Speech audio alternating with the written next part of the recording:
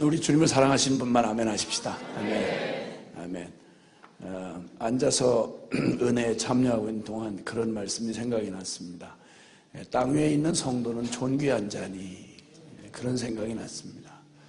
한 분 한 분 다 기억할 수는 없는데 대략 이렇게 짐작컨대는, 그래도 우리 여기 모두가 다 그래도 복음이 온전히, 십자가의 복음이 우리에게 실제가 되기 전까지는 아주 흉악한 모태장아찌도 있었을 테고, 그리고 또 그저 반기독적인 그런 안티 기독교인으로 그저 교회에 운명적으로 묶여있긴 하지만 마음에 무서운 분노를 가지고 그렇게 살던 사람도 있을 테고, 기가 막히고 교활하게 자신을 숨기며 또 외식하며 살던 사람들, 또 혹은 어중간하게 뜨겁지도 차지도 아니한 모습으로 어중간하게 자신의 합리화 변명을 하면서 세상과 주님과의 경계선을 넘나든다고 스스로 착각하고 살던 사람들이 아마 대부분 저와 여러분이었을 거라고 생각이 되는데, 기분 나쁘면 아멘을 안 하셔도 됩니다. 네. 근데 가만히 생각하다 보니까 갑자기 마음에 뭉클하고 감동이 왔습니다. 그래도 복음을 따라 살겠다고 이전에 살던 삶의 방식을, 남보기는 별거 아니지만 자신에게 있어서는 죽는 것만큼이나 어려운 결단들을 하고, 세상으로 보면 초라하게 꼭 세상의 바보가 되어서 또 복음의 실제의 삶을 살아보겠노라고 믿음의 걸음을 걷고, 그러다가 또 자신의 모습에 주님의 그 엄청난 복음의 감격에 순종을 했지만, 그러나 여전히 또 찾아오는 또 미숙하고 그리고 또 잘 되지 않는 이것 때문에 마음 아프고, 또 그래서 눈물이 많아지고, 그래서 더 아파하고, 이런 분들이 왕왕 눈에 띄고, 그리고 여기저기서 믿음의 또 삶을 시작한다고 시도했다가 거센 반격에 그만 털썩 겁이 나서 주저앉은 채 그저 마음의 가슴앓이를 하면서도 그래도 마저 그 끈을 놓을 수가 없고 아주 이전으로는 돌아갈 수가 없어서 흉악하기 짝이 없는 복음기도 모임에 또 이렇게 정말 인기 없는 곳에 그래도 이 추운 날 굳이 또 찾아오시고, 어쨌든 주님의 이젠 십자가, 그렇게도 가슴에 닿지도 않던 십자가가 어떤 때는 너무 멀게 느껴져서 따라갈 수 있을까 싶은 생각이 들지만, 그래도 여전히 운명이 돼서, 십자가가 운명이 돼서 다른 걸로는 도저히 만족이 되지 않는 영혼을 가지고 가슴앓이를 하는 그런 분들, 또 혹은 또 이런저런 모습으로 성공적이든 또 실패처럼 보이든 상관없이 가만히 생각하니까 우리가 언제 죄인으로 태어나서, 언제 우리가 감히 이 십자가의 복음을 액면 그대로 살아보겠다고 시도를 한 적이 언제 있었으며, 언제 내가 아니고 주님이 사신다는 말에 100% 아멘을 하고 그가 감당이 되든 안 되든 상관없이 그 결론 이하로는 못 가겠노라고 몸부림 해본 적이 있었습니까? 가만히 생각하니까 너무너무 감동이 되고, 마틴 루터의 그 종교개혁자 마틴 루터의 영화가 요즘에 한국에 소개가 됐는데, 거기에 그 루터가 이제 자신의 양심으로 도저히 벼락치는 그 공포 속에서 하나님의 살아계심을 경험하고 나서 이 거룩한 하나님 앞에 자신이 설 수가 없는 막 치열한 고민 때문에 미칠 것 같은 과정을 걷다가 깨달은 게 바로 은혜의 복음을, 행위가 아닌 은혜로 구원받는 이 복음을 깨닫고 났는데, 그러고 보니까 복음이 눈이 떠지니까 너무도 당연하게 자기 자신이 몸담고 살아왔던 캐톨릭의 교리가 얼마나 거짓말과 그 수만, 어떻게 그렇게 악하게 멀리 갈 수 있는지 도저히 동의할 수가 없어서, 여전히 자신은 캐톨릭 교인이면서도 도저히 동의할 수 없는 것에 대하여 캐톨릭 교회를 사랑하는 마음으로 95개 조항의 반박문을 그 비텐부르크 성당의 문에다가 딱 도전을 했는데, 이게 도화선이 돼가지고 그냥 길길이 뛰면서 온 교권과 정치의 세력을 가지고 잡아 죽이려고 덤벼들 때 그때 독일의 제후들이 무서운 추상 같은 황제가 그 교황의 압력을 받아가지고 당신들 루터의 그 하는 짓에 동조했다고 하면 끝장이다. 그러니까 절대 그 루터의 교리를 따르는 자는 설교할 수 없다. 그리고 절대 캐토릭이 요구하는 그런 이전의 그 요구에 예식에 참여해라.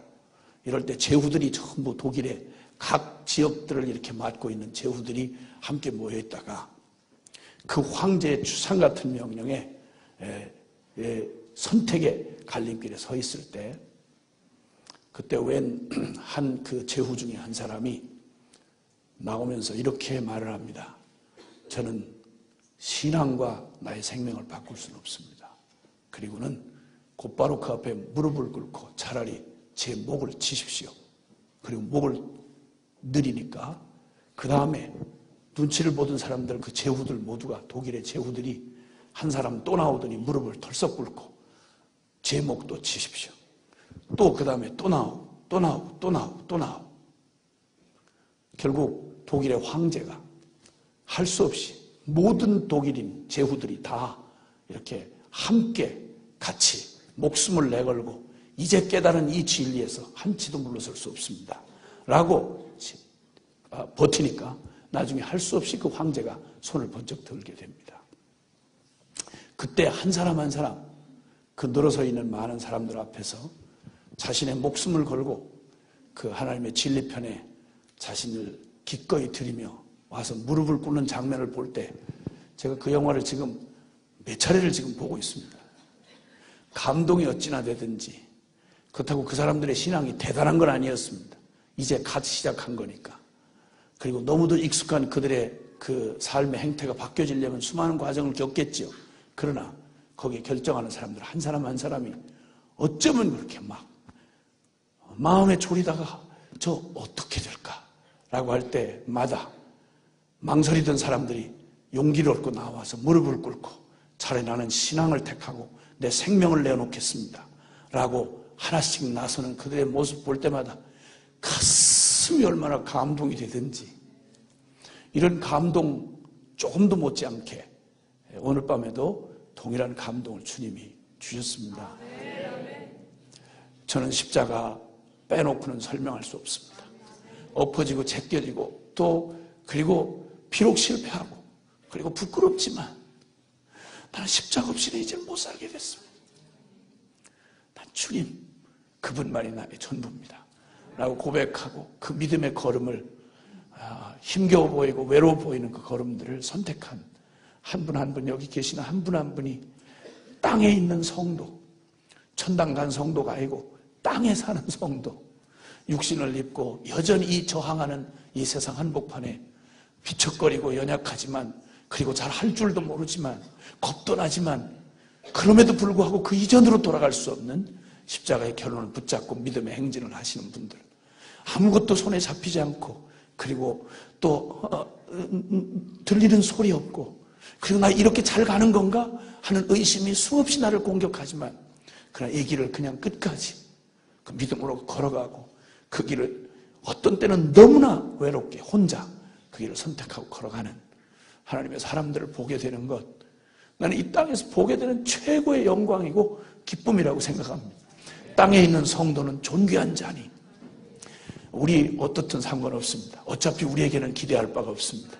우리가 믿고 선택한 바로 나와 십자가로 연합되신 그리스도가 나는 철저히 나로서는 안 된다는 걸 주님은 처절하게 알게 하실 것입니다. 그리고 그것만이 아니라 그러기에 내가 너의 전부가 되었다고 말해 주실 것입니다. 계속 가르쳐 주시고 끝내 승리하실 것입니다. 옆에 계신 분에게 이런 믿음의 고백을 드렸으면 좋겠습니다. 그분하고 과거에 무슨 원한이 있든 상관없이 지금 그 문제를 해결하라는 말이 아니고 그냥 한 가지 사실만 고백합시다. 땅에 있는 성도는 존귀한 자니 주님이 말씀하셨습니다. 주님이 귀하다고 하는데 내가 가로막고 서서 이 사람은 아닙니다 이렇게 하면 주님하고 나 사이에 상당한 어려움이 생길 수 있습니다. 주님이 말씀하고 싶으신 그 말을 여러분이 증인돼서 옆에 분에게 좀 다른 거 다 그만두고 주님의 이 복음 소중하게 생각하고 그리고 이것을 운명으로 받아서 그리고 넘어지든 제껴지든 이걸 벗어나서 나는 존재할 수 없다고 고백하는 우리 하나님의 사람들을 땅에 있는 성도는 존귀한 자니 주님이 그렇게 기뻐하시며 귀빈을 맞이하듯이 오늘 이 밤을 기뻐하시며 맞이하실 주님의 마음을 좀 그분들에게 전해주셨으면 좋겠어요. 멀리 찾아가지 말고 옆에 계신 분에게 그렇게 하시는 겁니다. 그럴 줄 알았으면 섞어 앉을걸. 대부분은 아는 사람끼리 앉았거든요. 보통은 특별히 부부가 앉았을 때는 상당히 심각한 어려움이 있을 텐데 괜찮습니다. 믿음으로 하십시다. 정말 형제님 자매님은 존귀한 분이십니다. 아멘. 정말 존귀하신 분이십니다. 아멘. 아멘. 아멘. 정말 존귀하신 분이십니다. 할렐루야. 아멘. 아멘. 아멘. 너무너무 귀하신 분들이십니다. 정말 보배되시는 분이십니다. 아멘. 아멘. 주님의 말씀 우리 아모스서 7장에 있는 말씀을 함께 좀 보시겠습니다. 아모스 7장 7절부터 9절까지의 말씀을 아모스서 7장 7절부터 9절까지의 말씀을 함께 보시겠습니다. 아모스서 7장 7절부터 9절.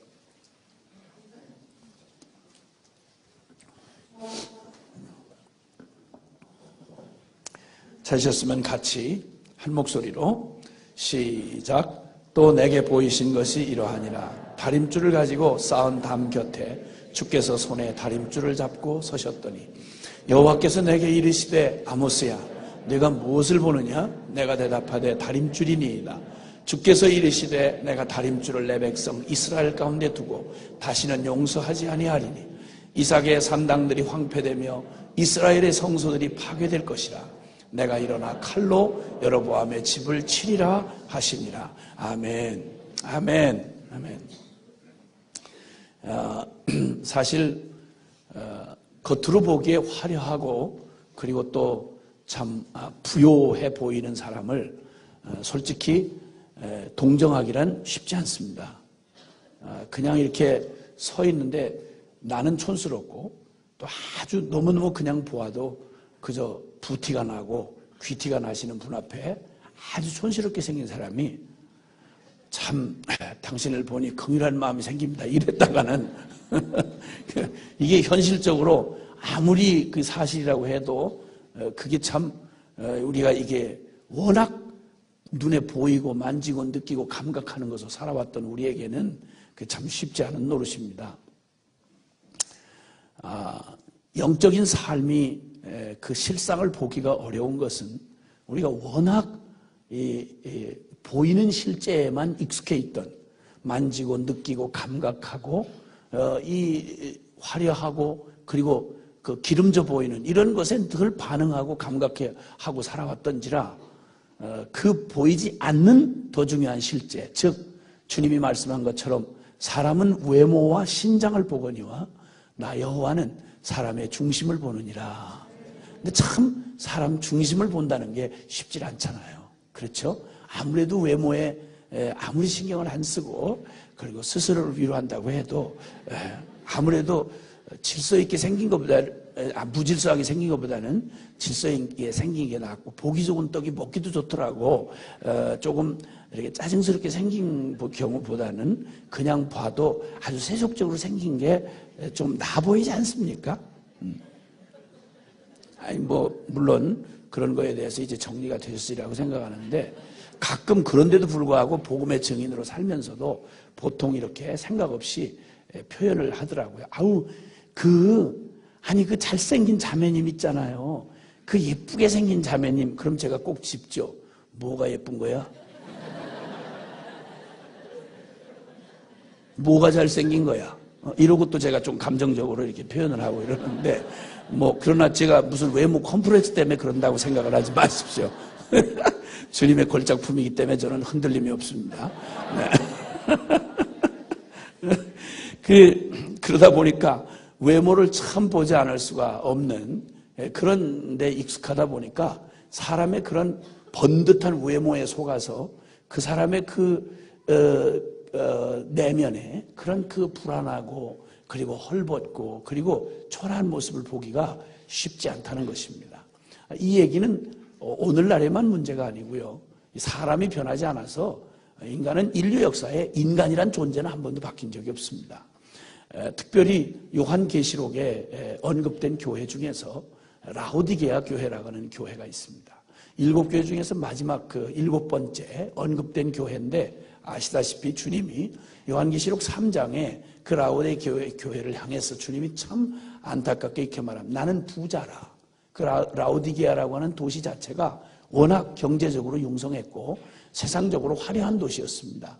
그러다 보니까 거기서 사는 그 교인들도 최소한 수준이 기본 이상은 되니까, 그러니까 다른 교회에 비해서 가난하고 어려운 지역에서 이렇게 하는 그거보다는 그 부유한 지역에서 교인이 나와도 보통 교인의 수준이 흔한 말로 세상 말로 해서 학벌 좋고, 그리고 또 때깔 좋고 잘 먹고, 그리고 솔직한 말로 막 이렇게 추운 데서 그 온기도 별로 없는 방에서, 그리고 막 그 우풍이 쐴 셋집에서 살면서, 그리고 찬물에 세수하고 거친 바람을 맞고 이러면 같은 피부라도 피부가 보면 소가죽하고 별로 차이가 없기에, 그래서 얼굴이 조금만 더운 데 오면 얼굴이 푸르게 이렇게 해지면, 그럼 뭐 솔직한 말로 해서 그냥 봐도 측은한 마음이 저절로 생기는 겁니다. 내가 속이야 어쨌든 간에 일단 잘 먹고 편안하고 따뜻한 아파트에서 그냥 온도 관리 잘하고 늘 피부 관리하고 비싼 화장품 쓰고 이렇게 하면서 잘 관리를 해서 신경을 많이 쓰고, 그 좋은 음식 잘 먹고 이러면 겉으로 보고 기름지고 좋아서 그냥 좋아 보이는 겁니다. 마음이 어떻든 상관없이 그냥 우울증으로 금방 자살 직전에 있어도 사람이 좋아 보입니다. 제가 송장을 치러봤는데 잘 먹고 죽은 송장은 때깔이 좋더라고요. 그러니까 이 라오디게아 교회가 그런 교회였어요. 그러니까 스스로도 생각하기를 나는 부자라, 부요하여 가난한 것이 없다, 부족한 것이 없다 라고 말을 할 때 주님이 뭐라고 말씀하는 거 아니? 주님은 뭐 외모에 무슨 컴플렉스 가지신 분이 아니니까 그분이 뭐라고 하니? 너 내 안약을 사서 내 눈구멍에 여기 발라가지고 네 눈이 정말 뭐가 백태가 꼈구나. 내가 볼 걸 정말 못 보는구나 너희는. 내가 안약을 사서 내 처지의 비참함을 내가 봐라. 내가 얼마나 헐벗었는지, 네 영혼이 얼마나 가련하고 가난한지를 내가 보기를 원한다. 그리고 너의 벌거벗은 수치, 가리울 수가 없는 너의 영혼의 그 벌거벗겨진 그 수치, 그 초라하기 짝이 없는 말라 비틀어진 내 영혼, 기름기가 하나도 없고 감격도 감동도 없이 그냥 오직 하나님과의 교제를 통한 그런 풍성한 주님의 위로나 공급을 경험하지 못한 채 바싹 말라 비틀어진 내 영혼의 모습을, 너 정말 가련하고 곤고한 내 모습을 보기를 바란다. 주님께서 라오디게아 교회를 향하여 안타깝게 말씀하시며 내가 사랑함으로 너를 책망한다. 볼지어다 내가 문 밖에 서서 문을 두드리노니 그의 삶 가운데 주님이 함께하는 흔적이 없어. 교회는 교회인데 주님이 그 마음 가운데 함께하는 흔적이 없어. 그러니까 주님 없이 그렇게 황폐한 물기가 바싹 마른 광야처럼 거친 돌적이가 굴러다니는 평안도 기쁨도 그리고 사랑도 거룩함도 없는 그런 비참한 영혼의 모습이 완벽하게 그 겉모습에 가리워졌던 것처럼, 동일하게 지금도 역시 우리는 이런 눈앞에 이렇게 가리워진 것들 때문에 우리가 보아야 할 진정한 내면의 모습을 보기가 어려운 그런 위기를 안고 살아간다 이 말입니다. 이 얘기가 라오디게아 교회가 있기 전, 이제 주전 한 700여 년 전에 그때 북이스라엘이 마지막 그 망조가 깊이 망조가 들어서 점점 나라가 하나님의 그 심판을 피해갈 수 없는 곳으로 막 다름질을 치고 있는 그때, 마지막 불꽃이 타오르듯이 그때 그 여로보암 2세가 치세를 할 때였습니다. 내면적으로 말하면 이스라엘이 더 이상은 치유가 불가능한, 돌이키기가 너무 불가능한 탄력을 받았습니다. 쉽게 말하면 브레이크 터진 성능 좋은 벤츠 자동차가 브레이크가 터졌다고 생각을 해보십시오. 그 대단한 그 중량을 가지고 달려 내려가던 비탈길에 달려 내려가던 벤츠 자동차가 브레이크가 터졌다. 이건 이 위험은 성능이 좋은 것만큼 비례를 합니다. 그러니까 이 북이스라엘이 여로보암 2세 때 경제적으로 얼마나 융성했는지, 그리고 놀라웠게도 그 참 악한 왕이었는데도 불구하고요, 이상하게 선한 왕은 거의 대부분, 특별한 경우는 있지만 거의 대부분은 빨리 죽어요. 그리고 빨리 죽었으면 싶은 놈은 얼마나 길게 사는지 몰라요. 그래서 대부분 속색이는 남편을 언제 저게 숨이 끊어질까 이렇게 바라면 그건 틀림없이 장수합니다. 그런 마음을 갖는다는 건 오히려 역효과를 가져오니까 얼른 마음을 고쳐 잡수셔야 돼요. 잘못하면 오해할 아멘을 지금 하셨어요.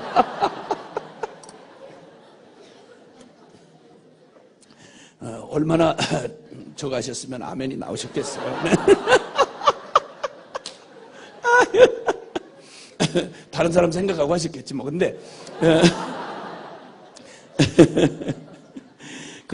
그 여로보암 2세 때 워낙 이게 국력이 강해지고요, 그리고 침략을 안 받았어요.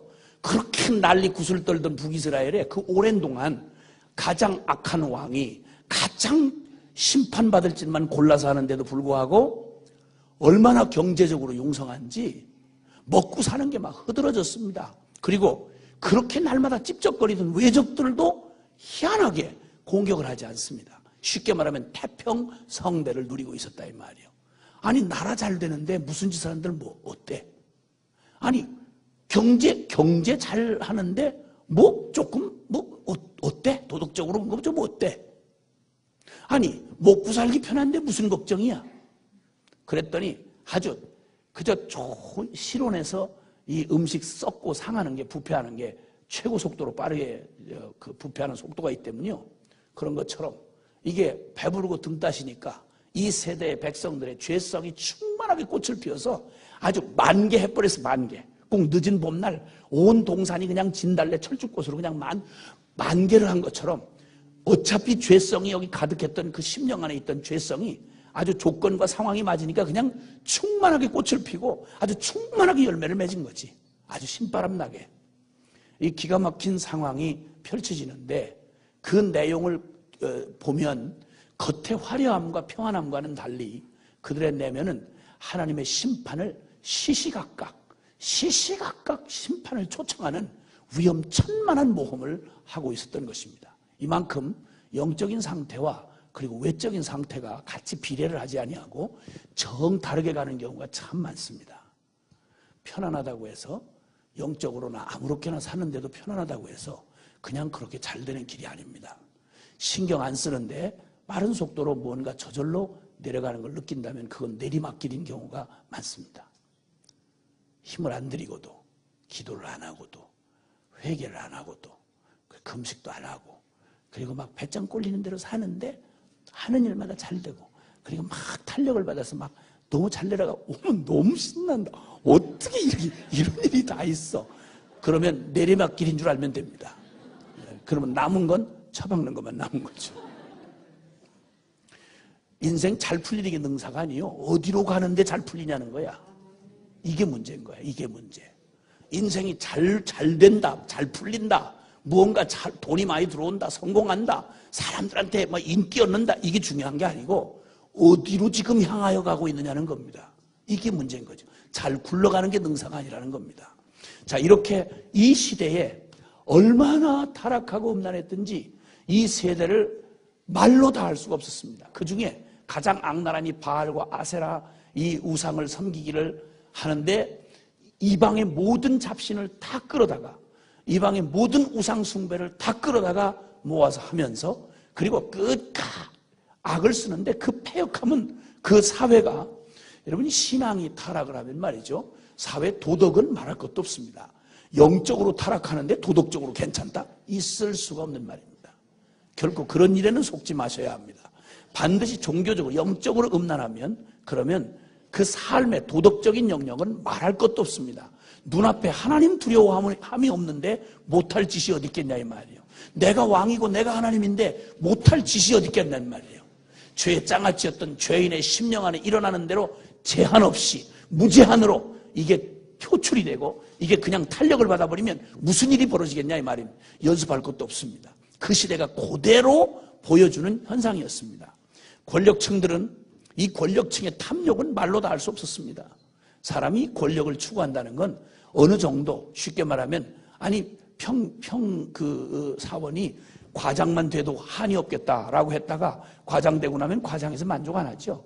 계속 끝도 없이 점점 그게 채워지면 나중에는 점점 더 그 탐욕이 커져서 온 지구를 다 삼켜도 채워지지 않는 무적행 같은 탐욕을 가진 게 인간의 탐심입니다. 밑 빠진 독처럼 인간의 탐욕은 채워지지가 않는 무정리 같은 그런 속성을 가지고 있습니다. 그런데 이런 권력층의 불의, 부정, 그리고 가난한 자들을 학대하며 비윤리적인 언행들, 그리고 흔한 표현으로 가난한 자들의 등을 밭갈았다 이렇게 말할 정도로 가난한 사람들을 그들의 쾌락에 하루 저녁에 한 끼니의 밥값도 안 되는 값에 노예를 팔고 가난한 사람들을 사고 파는 이런 악행이 주여 하는 하나님의 백성이라고 하는 이스라엘 땅에서 저질러지고 있었다 이 말입니다. 그들의 육체적 타락, 성적 타락, 윤리적인 타락은 표현할 길이 없었습니다. 거기다가 더 끔찍하고 무서운 것은 종교적 부패와 탄압이었습니다. 거기 북이스라엘은 특별히 아시다시피 초대 여기 여로보암 2세 말고 처음 북이스라엘의 나라가 갈라져 처음 갔을 때 그때 첫 왕이 여로보암입니다. 그 이후에 이 북이스라엘 왕조 그리고 이 왕조가 계속 대가 제대로 이어진 대가 없습니다. 거의 반역을 통해서 반란을 통해서 선왕을 죽이고 반역을 하는 이 계대가 계속 이어져 갑니다. 이런 그 폭력과 살인 그리고 악함이 극에 찬 이 북이스라엘의 운명에 첫 번째 그 돌을 놓았던 이 여로보암이라는 놈이 무슨 짓을 했냐면 솔로몬이 하나님 앞에 그 징계를 받으면서 그 솔로몬 이후에 나라가 둘로 쪼개져서 남유다와 북이스라엘이 됐지 않습니까? 이때 북이스라엘의 여로보암이 무슨 짓을 했는가 하니 이 백성이 제대로 믿음대로 살지도 않는 모태신앙들인데 정말 믿음대로 안 살아요. 모태신앙들인데 지금 말고 그때 모태신앙들 아주 이 모태장아찌들은 무서운 장아찌들. 그래가지고 이것들이 얼마나 또 이게 믿음으로 살지는 못하면서 또 자존심은 엄청 센 거예요. 그 자기가 그 하나님의 백성 선민이라고 하는 선민의식은 얼마나 선민답게 눈꽃만큼 살질 않으면서도 선민 주제인 얼마나 선민인 척은 하는지 몰라. 그거 참 희한하지. 그렇게 해서 결국 그들의 내면 안에는 조상적부터 물려받은 문화적 정서가 남아있는 거예요. 그러니까 이 회귀 본능이 있으니까 이 사람들이 당장은 자기의 그 12지파 중에 10지파가 북이스라엘에 따라오지만 때만 되면 유월절 행사라든지 우리 그러잖아요. 고향 생각 부모 생각 한 번도 안 하다가도 구정 설 오고 양력 설 나오고 추석 오면 자꾸 고향에 계신 어머니 전상서 이러면서 또 분위기를 잡잖아요. 평소에 생각을 전혀 안 하다가도 그때면 고향 생각 한번 나고 부모 생각 나듯이 이 이스라엘 백성들이 문화적으로 그래도 운명적으로 이 사람들 모태신앙이야. 그러다 보니까 예루살렘으로 자꾸만 예배를 드리러 가려고 하는 생각이 일어나면 자기가 지금 10지파를 이렇게 묶어서 제국을 지금 나라를 다스리는 왕의 자리가 위험한 거예요. 그러니까 이 사람들의 마음에서 아이야 예루살렘에 향한 남쪽 유다에 있는 예루살렘 거가 정통이니까 그리로 가려고 하는 그 성전을 찾으려는 그들의 마음의 싹을 없애려고 무슨 시도를 했는가 하니 이놈이 천하에 하나님 워낙 개념이 없는 놈이니까 여로보암이 워낙 개념이 없으니까 하나님은 안중에도 없는 거야. 없는데 이놈이 딱 보니까 이스라엘 백성들은 뭐에 의해서 움직여지는지를 알거든요. 그러니까 그놈이 무슨 짓을 했는가 하니 아론의 자손 아니고는 제사장이 될 수가 없어요. 그런데 제사장을 전부 다 임의로 아무 놈이나 제사장을 시켰어. 쉽게 말하면 사입이 유대 종교를 만든 거죠. 그리고 베델과 단이라고 하는 도시에다가 예루살렘 꼭 갈 필요가 없다. 예루살렘 꼭 갈 필요가 없다. 그리고 날짜를 6월절도 날짜를 비슷하게 만들고 종교 의식도 아주 비슷하지만 다르게 만들어가지고 거기만 정통이 아니다. 여기도 정통이다. 이러면서 쉽게 말하면 혼잡스럽게 만들기 시작했습니다. 이렇게 해서 잘못 길을 들여놓은 게 정치적인 목적으로 종교를 이용한 이 일이 오늘날에도 많은 정치인들이 이렇게 정치를 한다는 건 사람들의 국민들의 마음을 움직여야 정치를 하잖아요. 요거에 가장 영향력이 깊이 가는 게 바로 종교라는 걸 정치인들 다 알아요. 그러니까 이 종교를 이용해서 정치와 종교가 딱 붙어버리면 여러분 세상에 가장 더럽고 추악한 권력이 종교와 정치가 딱 붙어버린 겁니다. 이게 중세에 얼마나 이 캐토릭이 썩는데 얼마나 기여를 했는지 역사가 말해주지 않습니까? 지금도 역시 마찬가지입니다. 요 여로보암이 바로 가장 전형적인 이런 종교를 정치적 수단으로 사용한 아주 악한 놈의 원형입니다. 이놈이. 그래가지고 이후에 하나님 앞에 저주받아가지고 거꾸러지는 그 모든 왕들을 기준으로 말할 때 저가 다윗의 길을 쫓지 아니하고 여로보암의 길을 쫓아 하나님의 진노의 길을 걸어갔다고 말할 때마다 언급되는 이름이 여로보암입니다. 여로보암. 근데 이 여로보암의 망령이 여로보암 2세 때 다시 일어난 겁니다. 아니 다시 일어났다기보다는 계속 되오다가 꽃을 폈죠. 자, 이렇게 되다 보니까 말로 다 할 수 없는 그 음란함과 타락들, 그리고 이 전혀 개념 없는 돈 때문에 그리고 정치적인 그 권력에 붙어가지고 아부에서 그래 지멋대로 저들 원하는 대로 제사장이 됐던 이 사이비 제사장들, 베델의 제사장들, 이것들한테 뭘 선한 걸 기대할 수가 없는 거였죠. 아주 악하기 짝이 없었습니다. 이놈들이 성전을 돈벌이 수단으로 생각하고 가진 더럽고 음란한 짓을 강단 뒤에서 행하면서 영혼 장사꾼을 한 거죠. 이 무서운 영혼 장사꾼들이 바로 북이스라엘의 제사장들이었습니다. 이런 절망적인 이 폐색이 짙어가는 하나님의 멸망을 초읽기에 들어간 여로보암 2세 때의 마지막 이 말기 증상을 이게 나타내고 있을 때 그때 주님께서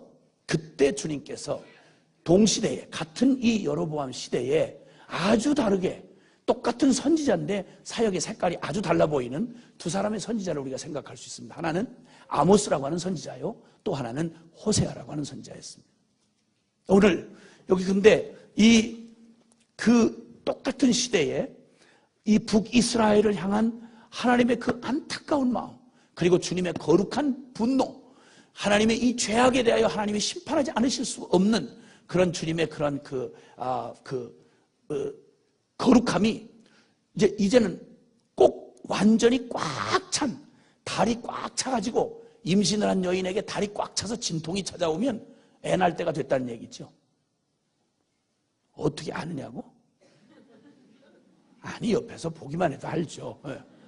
제가 아이 5이 있다고 말씀을 드렸을 것 같은데, 그 애를 키워보니까 알겠는 거죠. 임신한 여인에게는 반드시 임신을 했다고 그러면 반드시 낳아야 합니다. 때가 됐는데 진통이 찾아왔어. 만삭이 되어서 이제 꽉 찬 날짜가 되어 배에 진통이 찾아오면 그러면 반드시 아이가 날 때가 이미 임박했다는 말입니다. 익은 과일, 무르익어 녹익어서 뚝 썩어서 떨어지기 바로 직전. 여러분, 이 녹익은 과일은 그냥 둘 수가 없습니다. 이때는 반드시 추수를 해야 되는 것입니다.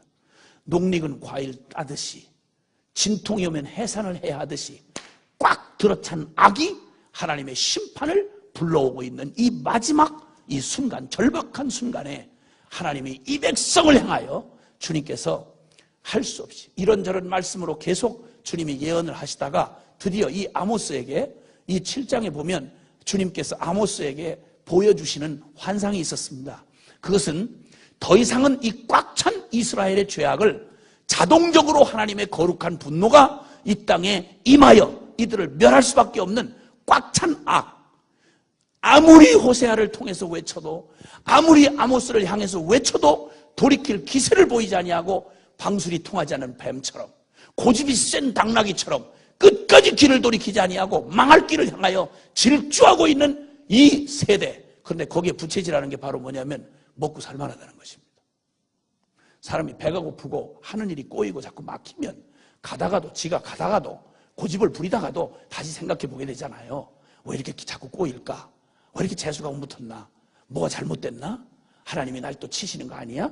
이런 생각할 겨를이 있는데 그냥 이걸 생각할 겨를이 없이 너무 먹고 흐드러지게 남고 음식 갖다 날마다 파티하고 매일 즐겨서 잔치를 하는데 언제 그런 생각과 고민할 수가 있겠냐 이 말이에요.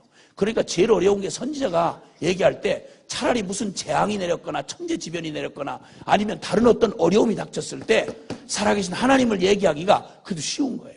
IT 지진 나고 나니까 여러분 IT 지진 나고 나니까 지진하고 흔들고 나니까 그때 아이야 또 그냥 흐드러지고 날씨는 그냥 1년 12달 그냥 따뜻하고 좋지 그냥 바다 경치 좋지 환경 좋지 그냥 느르해가지고 죄짓고 교회라고 해봐야 막 그냥 그냥 녹은 아이스크림처럼 이렇게 해가지고 퍼질러 이래가지고 도저히 경계가 아무리 해도 말씀을 전하기 어렵죠. 지진이 나고 그냥 그들의 의지하던 터가 흔들릴 때 이때는 복음 전하기 훨씬 나은 겁니다. 근데 느른한 봄날에 편안하고 아무것도 고민할 게 없고 다 잘 되는데 이때 뭘 주님의 말씀을 전하고 선지자 노릇하려면 진짜 죽도록 어려운 거죠. 멀쩡한데 그 멀쩡한 날에 잘 나가는 때에 잘 되는 사람한테 지금 그렇게 사시면 안 됩니다. 그럼 나보고 망하란 말이야? 뭐 이런 식이 되는 거잖아요. 그러니까 진짜 이거 배부른 영혼한테 이거 뭘 전하기가 어려운 거예요. 그래서 심령이 가난해야 목 말라야 그래야 들을 귀가 있고 여유가 생기는 거예요. 그러니까 여러분 기뻐하시길 바랍니다. 여러분의 삶에 춥고 배고픈 시절이 오고 편안할 수가 없고 가시방석에 앉은 것처럼 불안하고 뭐가 되는 일이 없고 꼬이고 어렵거들랑 여러분 그때야말로 주님께서 복잡하고 그저 퍼늘어졌던 우리의 삶을 주님께서 바짝 당기시면서 주님에게 눈길을 고정할 수 있는 기회를 주시는 은혜의 때인 줄을 아시길 바랍니다. 아멘. 물론 고생 계속하라는 말은 아닙니다. 그런 것들이 오히려 우리를 주님의 십자가 앞으로 인도하고 주님 앞으로 우리를 이끌고 간다면 그것은 고통 같지만 실패 같지만 그건 축복이 되는 것입니다. 이 편안하고 배부를 때 그리고 이렇게 되면 먹고 살만해지면 얼마나 배불러지면 교만해집니까? 그래서 주님도 걱정을 하시면서 그 민수기와 신명기에서 계속 말씀한 게 뭐냐면 출애굽을 하고 광야 생활을 하다가 이제 가나안 땅에 들어갈 날이 다가오니까 그 가나안 땅을 주님 주시되 가나안 땅을 주신 다음에 굳이 경고를 하신 말씀이 신명기에 절절히 주님이 부탁을 하신 게 뭐냐면 너희가 들어가 얻을 땅은 기름진 땅이다. 너희가 고생하다가 노숙자 출신인 너희가 거기 들어가면 흐드러진 집에서 텐트만 지고 날마다 노숙자로 돌아다니다가 거기서 제대로 된 아파트에서 살고 너희가 먹고 배불러지면 스스로 교만하여 너희가 무슨 어떤 출신인지 애굽의 종살이 노예 출신이며 하나님의 인도하심을 받아서 이렇게 은혜로 여기까지 온 걸 까마득하게 잊어버리고 개구리가 오챙이쩍 생각 못하듯이 그냥 확실하게 여겨서 나는 원래부터 이렇게 귀족이다 이거야. 나는 원래부터 이런 데 아니면 난 못 사는 사람이다 이거야. 그 사람이 어쩜 이렇게 순식간에 변합니까? 아니 대한민국 국민 이거 몇십 년 전만 생각해도 여러분 지금 우리 사는 거 이거 정말 꿈에도 못 꾸는 거 아닙니까? 솔직히 집집마다 차가 있을 거라고 누가 생각을 했습니까? 그런데 차 타고 다니면서 짜증내고 뭐야 이거 난 날마다 티코만 타야 돼. 티코가 어디야 티코가. 수십 년 전에 대한민국 사람 중에 티코 탈 수 있는 사람이 어디 감이 있었어. 새나라 차 같은 거 이런 거 하나 근근히 그냥 밀고 다니고 끌고 다니는 이런 차 하나만 있어도 막 모든 동네 사람이 다 부러워했는데 그 갑자기 배불러지면 사람이 그 밑으로 내려가기 어려워요. 그러니까 돌이키기 어려워. 그 주님이 너희가 만약 배부르고 너희가 만약 그 땅을 가서 얻어서 너희가 배가 불러지면 스스로 생각하기에 내 손의 능과 내 지혜가 이 일을 얻었다 할까 함이라. 너희가 삶과 너희의 마음을 지켜서 너희가 애굽 땅 종되었던 그 바로 노예 출신인 것 기억하고 너희가 이 땅에 와서 얻은 이 땅을 얻은 건 너희의 능력도 실력도 자격도 아니다. 하나님의 은혜가 하나님의 손이 하나님의 능력이 너희를 이렇게 하셨다는 걸 결코 잊지 말아라. 이거 잊는 순간 너 망한다.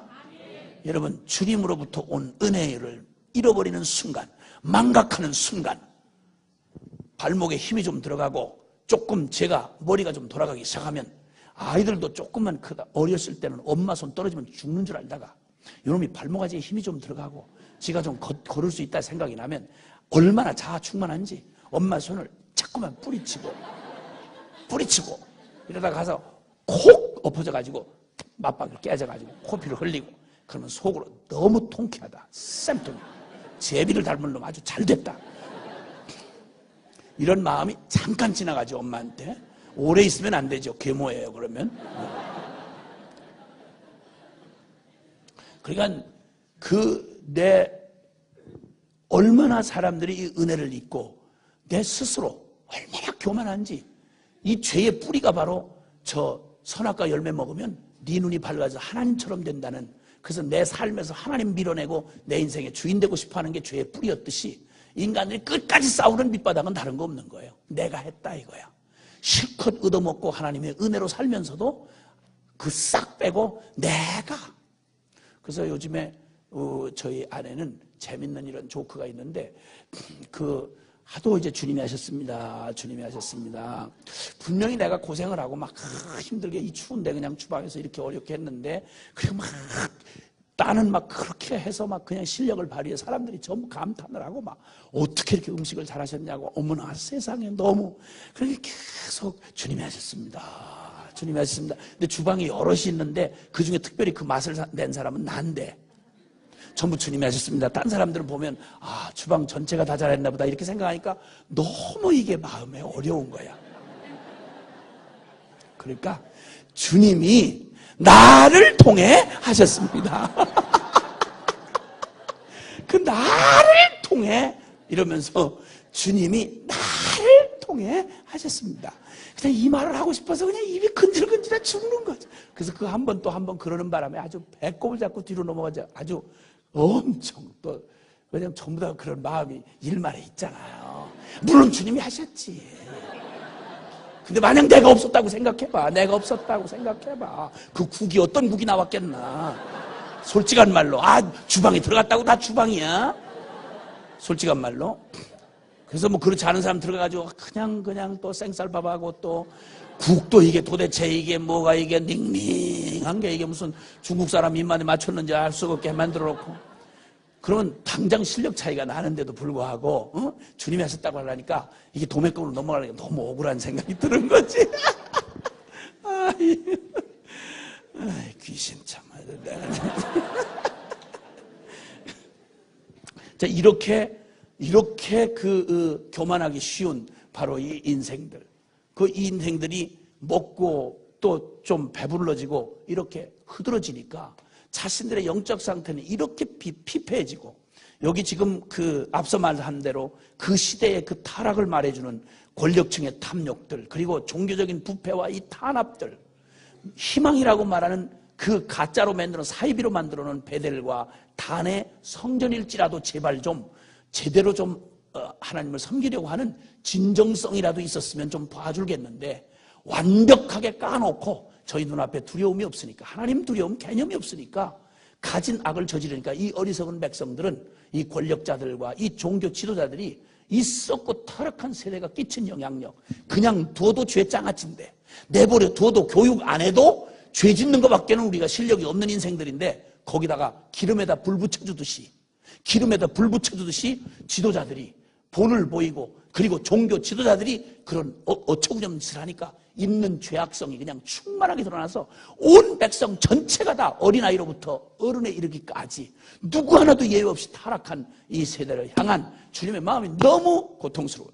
아프신 주님께서 이 환상을 보여주십니다. 그러면서 아주 확실하게 메뚜기 재앙의 환상을 아모스에게 보여주시는데, 아주 메뚜기가 땅의 풀을 다 뜯어먹어.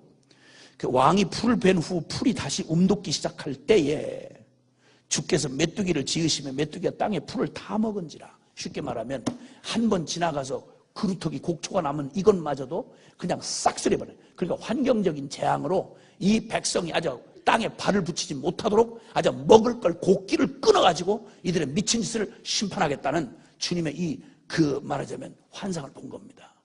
이때 주님의 이 뜻을 주님께서 정하시고, 하나님의 거룩이 이 죄를 땅이 토하여 내칠 만큼 악독한 이들의 죄악을 그냥 보실 수가 없는 거예요.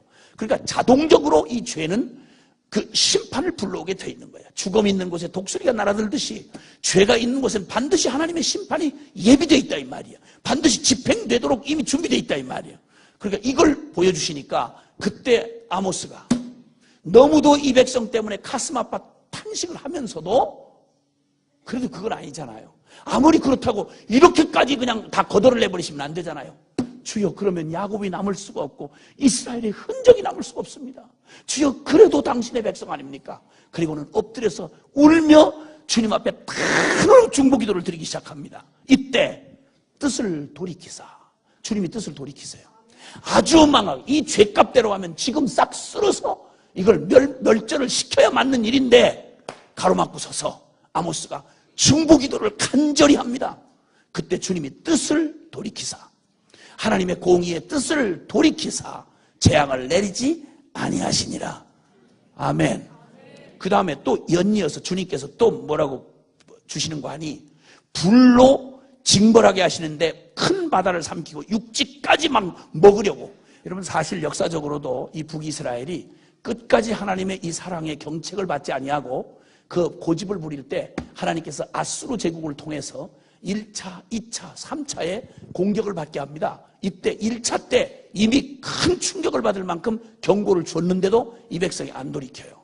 2차 때 잘못하면 거덜날 뻔했는데 이때도 요행이 조금 남으니까 살아남은 놈들은 여전히 고집을 부리면서 돌이키지 않는 거예요. 아, 나는 그래도 요행이, 나는 괜찮다 이러고 살아남은 놈들이 여전히 그런. 결국 마지막 세 번째, 이 북이스라엘이 아시리아에 그대로 망하고 맙니다. 그래서 지구상에 북이스라엘이라는 나라가 없어져 버리죠. 이 바로 이 일이 있기 전 여로보암 가장 마지막 그 멸망의 기운이 막 찾아오고 있는 이때, 마지막 죄악의 꽃을 충만하게 피어오를 때, 이때 하필 선지자로 부름을 받아서 마지막 이 비탈길로 내리달리는 이 백성을, 하나님의 백성을, 이 미친 백성을 가로막게 하시려고 주님이 스톱! 제발 서라. 지금이 위기다. 지금 서야 한다. 큰일 난다. 하나님의 긍휼을 구해야 된다 라고 외치는 선지자의 목소리가 애절하게 이 이스라엘을 향하여 던져지고 있었습니다. 이때 주님이 여기 지금 이미 이 일이 있기 전 예언으로 지금 보여주시는 모습인데요, 세 번째, 주님께서 오늘 읽었던 본문입니다. 내게 보이신 것이, 또 내게 보이신 것이 이러하니 다림줄을 가지고 쌓은 담 곁에 주께서 손에 다림줄을 잡고 서셨더라. 여러분, 이때쯤 되면 말이죠, 두 번째까지는 이 아모스가 그 주님 앞에 엎어져서 간절히 하나님이여 진노를 거두소서, 주여 한 번 더 긍휼을 베푸소서 라고 말리던 그가 요 환상에 왔을 때에는 그가 전혀 아무 소리도 못하고 중보 기도를 중단합니다.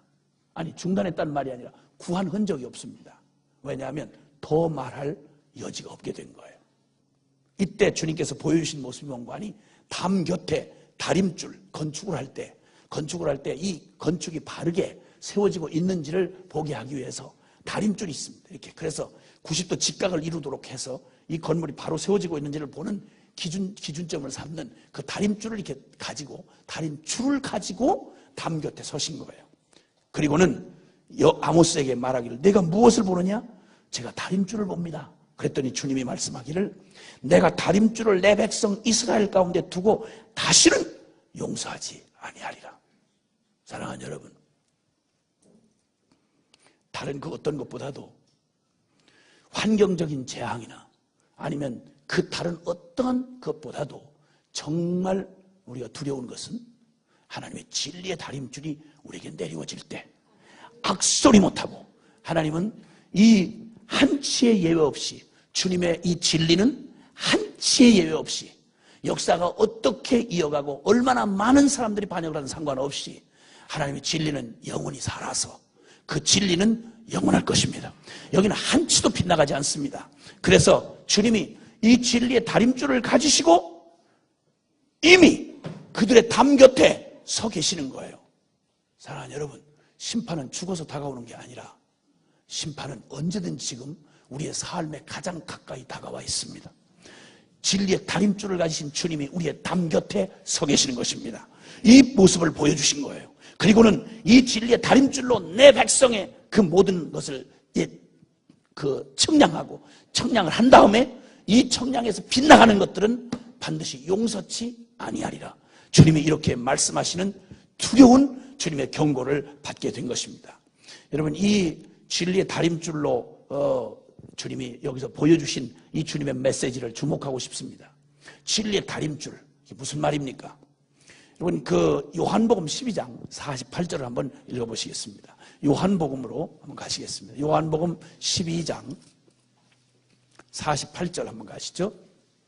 12장 48절. 요한복음 12장 48절.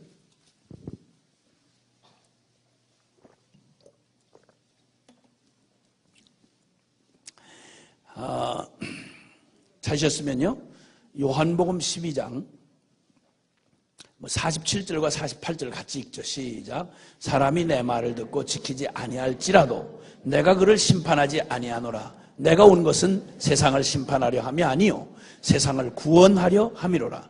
나를 저버리고 내 말을 받지 아니하는 자를 심판할 이가 있으니 곧 내가 한 그 말이 마지막 날에 그를 심판하리라. 아멘. 아멘. 여러분, 듣든지 아니 듣든지 진리가 계속 들려져야 될 이유가 여기 있습니다. 마지막 날에 심판을 하시는 기준이 바로 뭐냐면 주님의 진리의 말씀인 것입니다.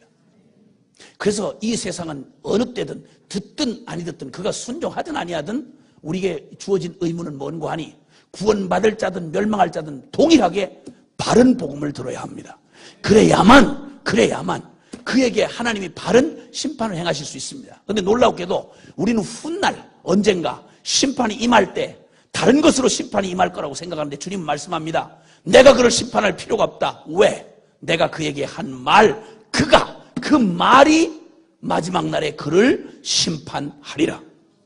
사랑하는 여러분, 예수님의 그 말씀이 마지막 날에 우리를 심판하게 될 것입니다. 그러면 여러분, 마지막 날 가봐서야 내가 잘 믿었는지 못 믿었는지 드러나는 게 아니고요, 지금 바로 이 순간 우리는 마지막 날 심판날에 밝혀질 일을 지금 알 수 있다 이 말입니다. 그 말이 뭔고 하니 이 말씀에 순종하느냐 안 하느냐는 거예요.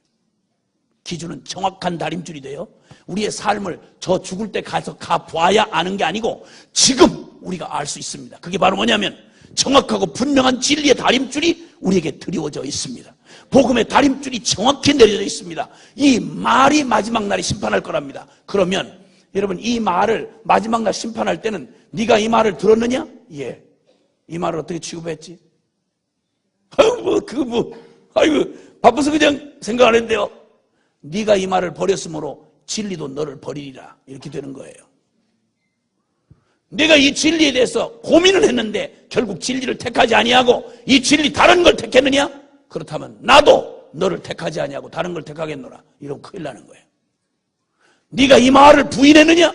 나도 너를 부인하리라. 이렇게 되는 거예요. 그러니까 믿음 생활은 애매모호한 삶이 아니고, 그리고 먼 훗날 죽어봐야 아는 심판이 아니라 바로 주님 지금 이 앞에서 심판날 떳떳하고 당당할 가장 확신 있는 걸음을 걸어갈 수 있는 근거가 바로 뭔고 하니 다른 게 아니라 말씀 따라 사는 거다 이 말입니다. 아멘. 내가 드리는 이 예배가, 우리가 드리는 이 예배가 진정으로 이 예배가 하나님 앞에 드려지는 예배냐, 합당한 예배냐, 옳은 예배냐, 능력 있는 예배냐, 이게 정말 주님의 심판날에도 떳떳하고 당당한 예배냐, 이 기준이 바로 뭔고 하니 이 예배가 주님의 이 거룩한 진리의 다림줄 앞에 온전하게 그 말씀이 근거가 됐느냐, 진리에 근거해서 예배했느냐, 진리가 예배하게 했느냐, 이것을 기준으로 판가름난다 이 말입니다.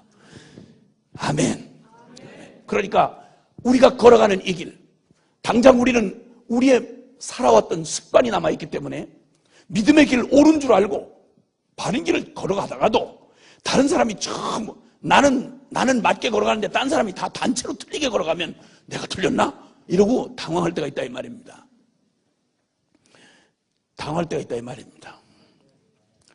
그 군대에서 이렇게 짧게 훈련을 하면서 봤는데, 군대 꼭 한 사람들이 긴장하면 군대에서 고문관이라고 하는 사람들이 하나씩 나타나는데, 저는 고문관이 많은 소대에, 고문관 소대에 배속이 돼 있었습니다. 나이가 많은 사람들께서.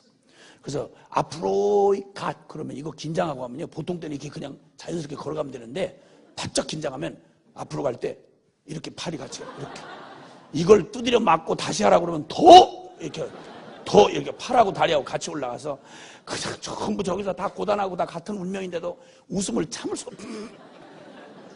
한 사람 완전히 고문관 만들어 놓고 막 이런. 근데 그 사람이 바보도 아니고 다 대학 조교수인데, 대학 조교를 하던 사람이 거기 왔는데, 근데 그렇게 이거는 안 되더라고, 이렇게. 그럼 막 웃고 막 긴장하고 매 맞으면 더 그렇게 틀리는 거야.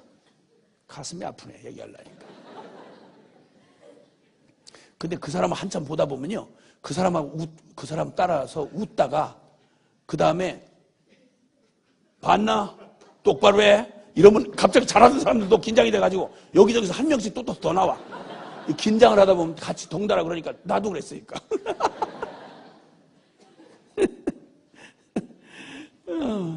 무슨 말 하다 잊어버렸어 지금. 무슨 말 하다 그랬죠? 에?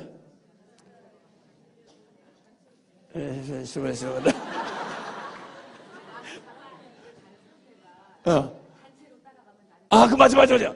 다른 사람, 내가 멀쩡히 하고 있는데, 다른 사람이 다 그러면 내가 틀렸나? 이렇게 자신감이 없잖아요. 믿음으로 산다. 이게 복음 앞에 산다고 이러니까, 우리가 별로 그렇게 잘 사는 것도 아닌데도, 복음학교하고 복음 앞에 섰다 그러면서 자가 죽었다 이러면서 이제 십자가 결론이다 이러면서 이렇게 사니까 나는 제대로 못 살아서 하는데 옆에서 보는 사람들이 보통 놀라는 일이 아니야. 그러니까 가서 듣는 이마다 너 그렇게 극단으로 살면 너 극단이다, 너 진짜. 극단, 2단보다 무서운 게 극단이다 이러면서. 왜냐면 그렇게 살아본 사람들이 없으니까 거기다가 기도를 하면 그냥 결론을 팍팍 짓고 기도를 하지 난 죽었습니다. 주님이 하십니다. 할렐루야. 이러면서 지가 잘못해놓고도 주님이 하셨다 그러고 이러니까 정신이 하나도 없어가지고 이건 완전히 2단보다 무서운 극단이다 이러고 하여튼 사람들한테 그런 데다가 또 같이 믿음으로 살고 십자가로 산다고 하면서 이게 좀 부대끼다 보면 자잘한 일도 그냥 못 넘어가고 부대끼다 보면 야 우리 꼬라지가 뭐냐 이거 이렇게 해서 낙심이 되기도 하고 이러면서 우리는 말은 세게 한다 이러면서 자책이 일어나기도 하고 그럼 사탄이 또 그걸 그냥 안 두고 공격을 하고 이래가지고 나중에는 무슨 싸움을 시작해서 어디로 가고 있는지를 동서남북을 모른 채로 나만 특별한가? 내가 이상한가? 이래가지고 멀쩡히 잘 가다가 정신 방향 감각을 잃어버리고는 그냥 또 뒤로 돌아오고 이런 수가 생긴단 말입니다. 이렇게 하다 보니까 하도 많은 사람들이 훈계를 하고 아니 믿음으로 사는 사람을 믿음으로 못 사는 놈이 훈계를 해. 그러니 또 더 등신은 또 지가 믿음으로 살기를 결정해놓고 믿음으로 못 사는 걸 자기 스스로 말하는 사람한테 가서 코치를 받아 또. 그러게 나 이런 주책 바가지들 이거 진짜 아유 우리 사는 게 다 코미디야. 그걸 지가 또 지가 믿음으로 못 산다고 지가 스스로 알면서도 믿음 그렇게 살면 안 돼. 너무 그렇게 극단으로 그렇게 살면 안 돼. 그거 어떡하려고 그래? 잘 생각해. 그러다 굶어주고 처자식 어떡하려고 그래? 이러면 또 실쭉하니 거기서 은혜를 받고 와가지고 주여 나는 안 되는가 봅니다. 주여 십자가는 결론인데 내가 안 되는가 보라고 이러면서 또 정신을 이렇게 헷갈리다 보면 그러면 멀쩡히 가다가도 뭐가 옳은지 혼돈이 오기 시작할 때가 있단 말이에요. 수없이 결론은 알지. 그런데 공격을 받다 보면 혼돈이 일어나. 기억하십시오. 오늘 그 말이야. 주님이 진리의 다림줄을 가지시고 그리고 담 곁에 서 계신 주님 잊지 마시길 바랍니다. 마지막 날에 심판을 할 때 다른 기준으로 심판하시지 않습니다. 우리에게 주신 이 진리로 우리를 심판하실 것입니다. 그러므로 마지막 날 심판 앞에 전혀 두려움 없이 당당하게 이 심판 앞에 여러분 심판 날에 확신을 가지고 있으면 심판에 대한 확신을 가지면 흔들릴 게 뭐 있냔 말이야. 아멘?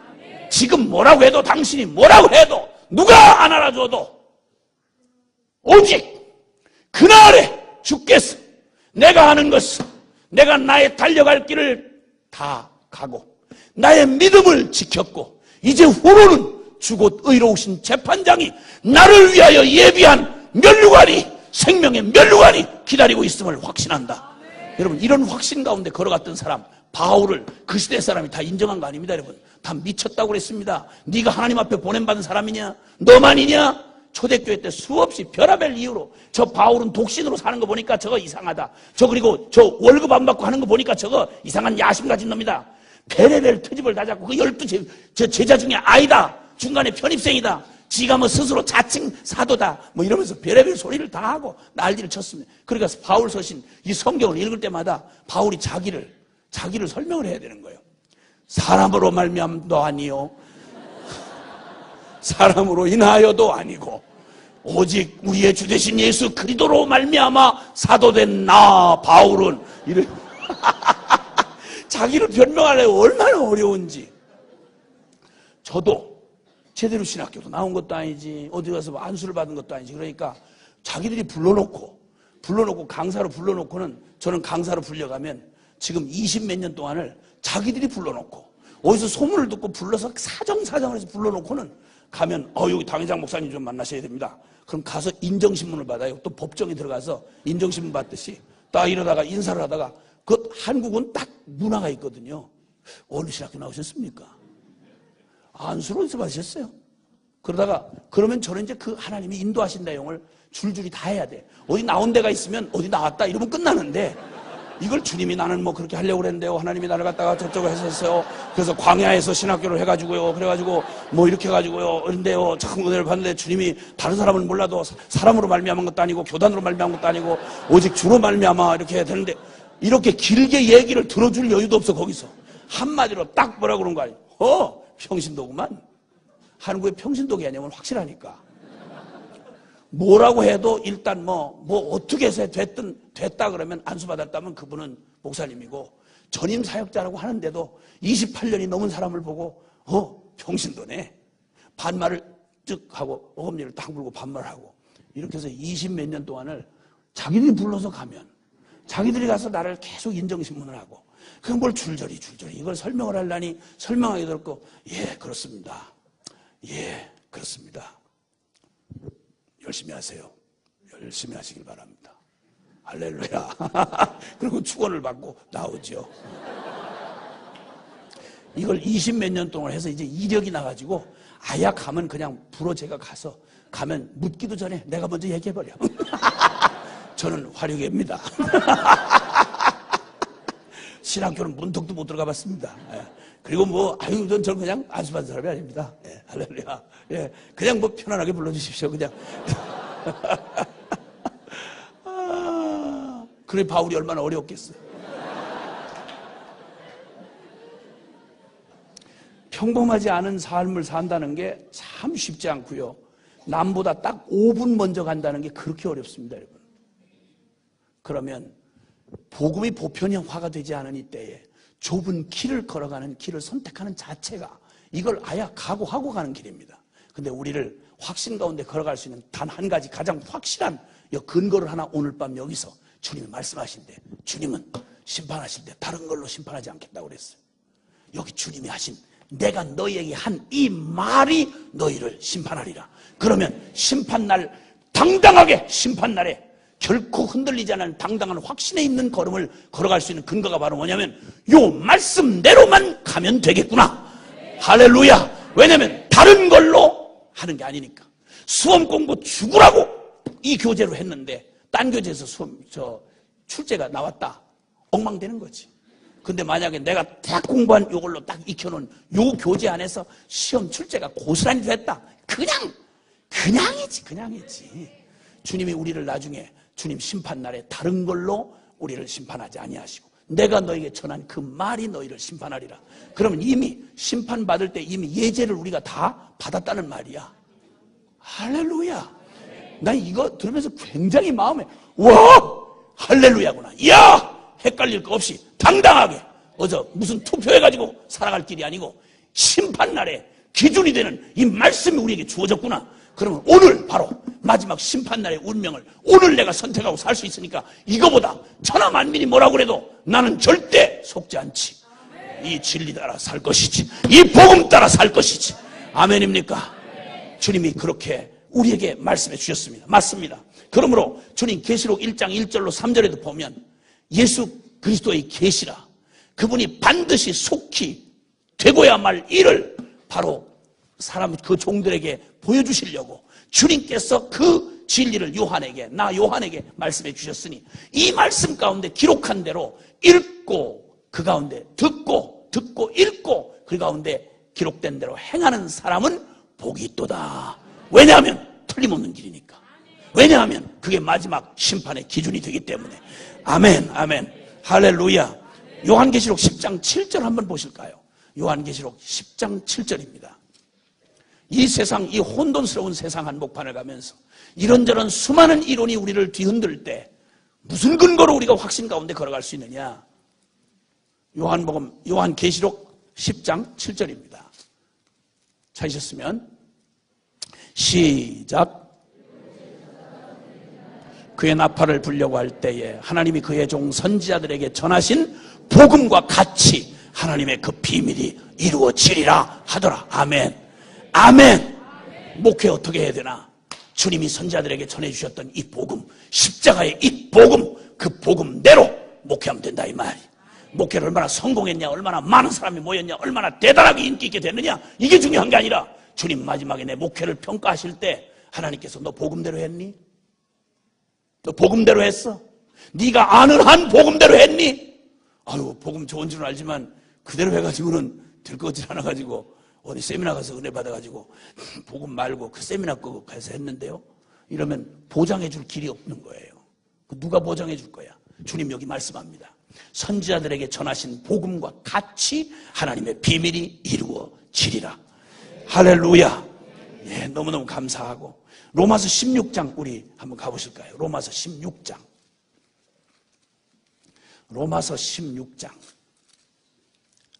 찾으셨으면 로마서 16장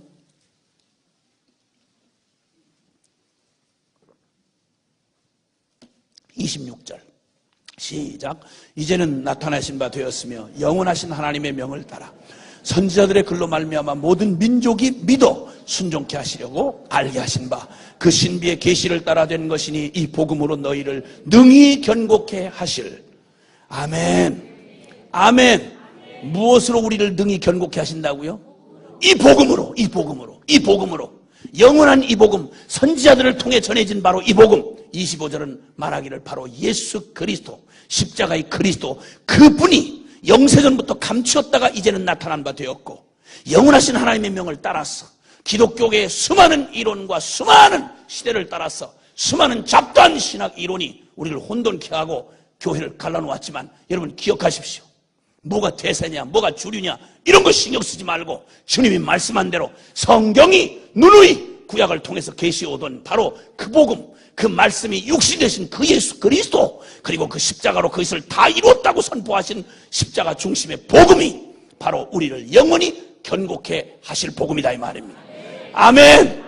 흔들림 없이 복음을 따라 사는 우리가, 이 시대를 향해서 우리가 외쳐야 하고 우리가 뚜벅뚜벅 걸어가야 할 길이 있습니다. 천만 번 시험을 하고 우리를 찔러대고 공격할 때 이 시대가 꼭 봐야 하고 이 시대가 꼭 붙들어야 할, 여러분 진정한 복음, 유행 따라가지 마십시오. 잘 된다고 흉내내지 마십시오. 심판날에 무슨 근거로 하나님 앞에 서려고 그럽니까? 심판날에 누가 보장을 해줄 것입니까? 여러분 그 마지막 날에 주님이 너 잘하였구나, 착하고 충성된 종아. 아멘. 충성이란 지 멋대로 지 마음 배짱 끌린 대로 한 놈을 충성하다고 말하지 않습니다. 주인의 뜻대로, 주인의 맡긴 것을 주님의 때에 주님의 방법으로 이룬 사람을 충성되다고 말하는 것입니다. 마음 중심으로 순종한 사람을 충성되다 말하는 것입니다. 그러면 이 때에, 이 마지막 혼돈한 이 혼미한 때에 우리가 바로 복음을 살아내기에 참 어려운 때를 맞고 있습니다. 솔직한 말로 여기 함께 이 밤에 같이 앉힌 대부분의 분은 십자가 복음대로 더도 덜도 꾸미고 설명할 것도 없이 복음이 결론이 돼서 십자가에 나 죽고 내 안에 그리스도 살고 이젠 썩은 세속의 가치, 세상이 나에 대하여 십자가에 못 박히고 나 또한 세상에 대하여 그러하니라.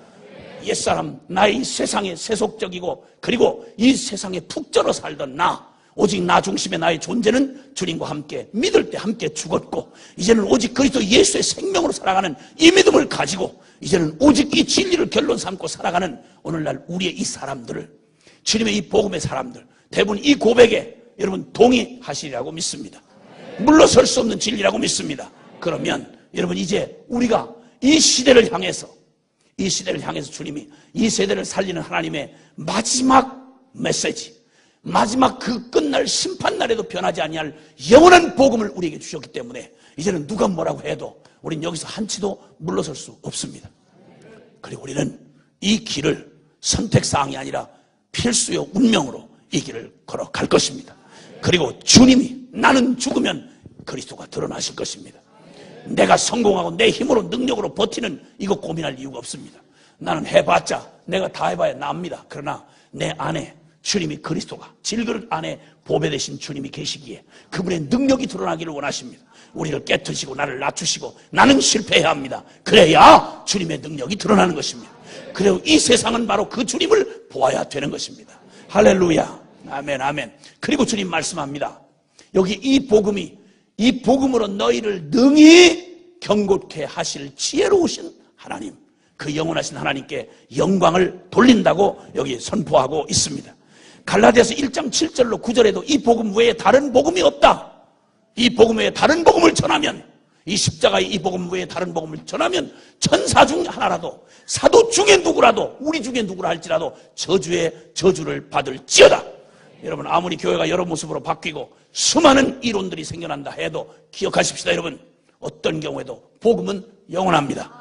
오직 하나의 복음이 있을 뿐입니다. 왜냐하면 복음이 예수 그리스도이기 때문에 그분은 어제나 오늘이나 영원토록 동일하십니다. 2000년 전에 사람들을 구원하시고 변화시키시고 그들에게 진리로 나타내셨던 주님은 2000년이 지난 지금의 다른 모습으로 현대인들이 너무 영악하기 때문에 옛날 2000년 전 모습으로 안 되겠구나 이래가지고 변신해가지고 나타날 그런 주님은 없다 이 말입니다. 주님이 로봇입니까? 변신 로봇이에요? 말이 안 되는 얘기지. 주님은 영원히 변함이 없으십니다. 2000년 전 만났던 그 주님을 우리는 영원한 저 끝날에 우리는 동일한 주님을 만나게 될 것입니다.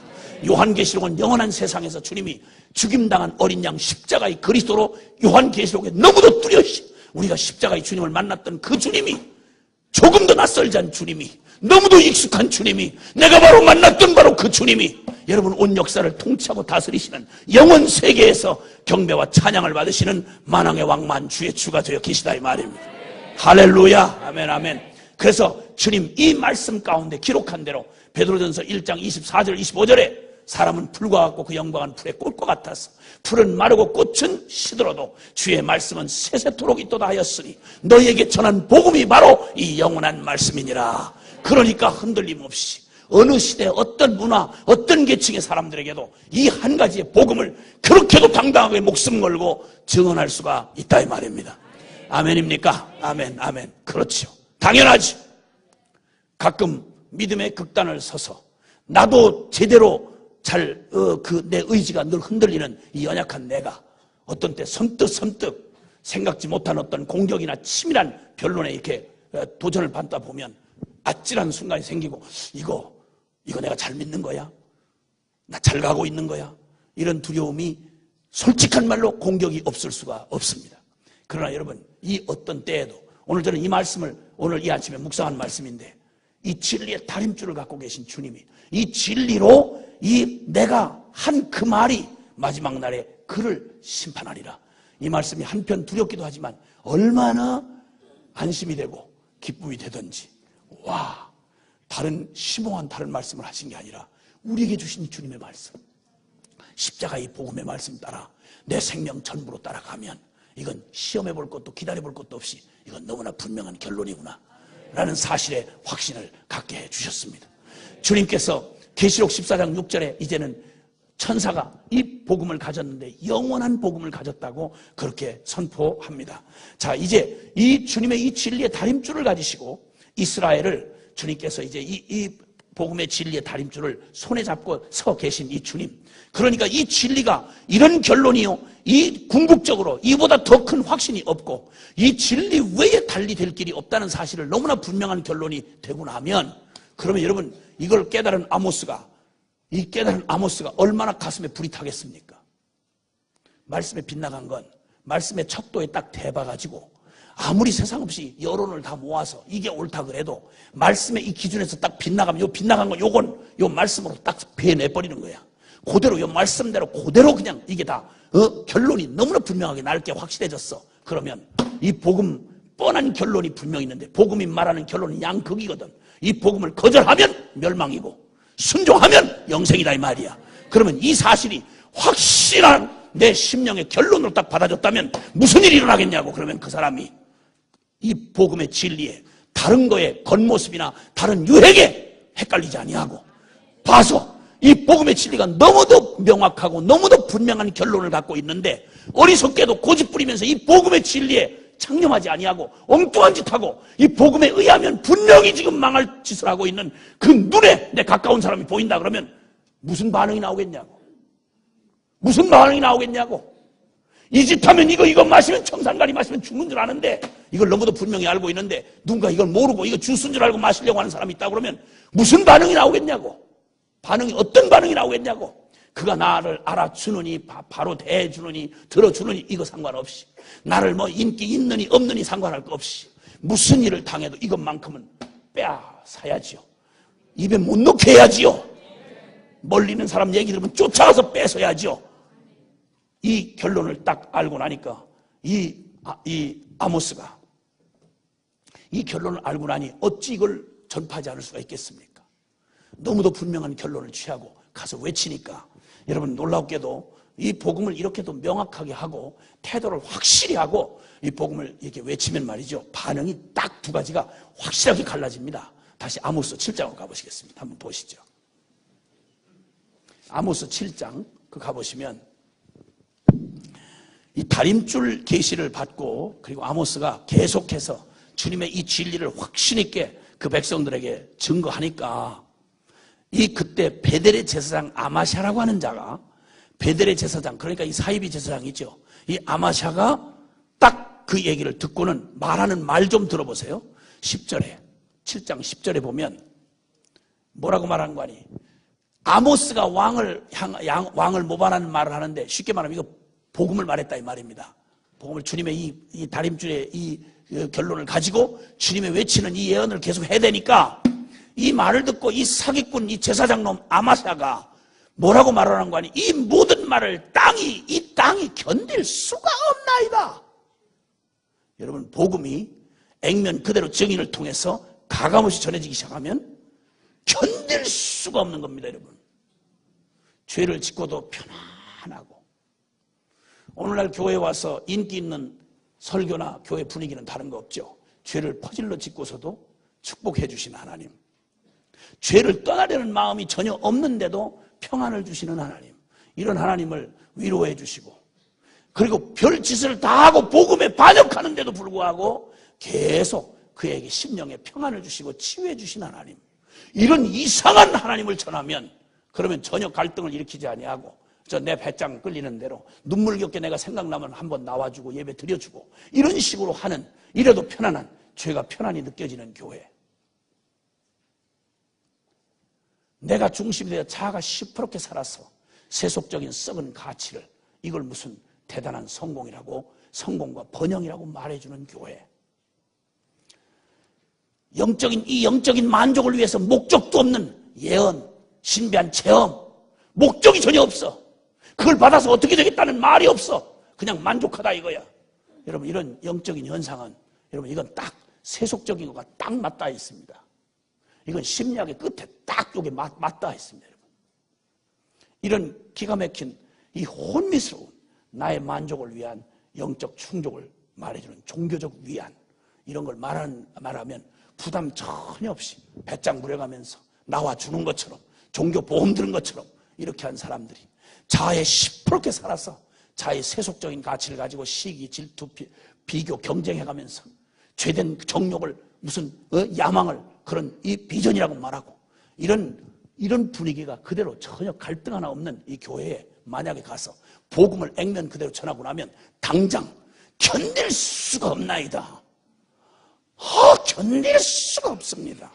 이상하게 저 사람이 떠들 때는 견딜 수가 없습니다.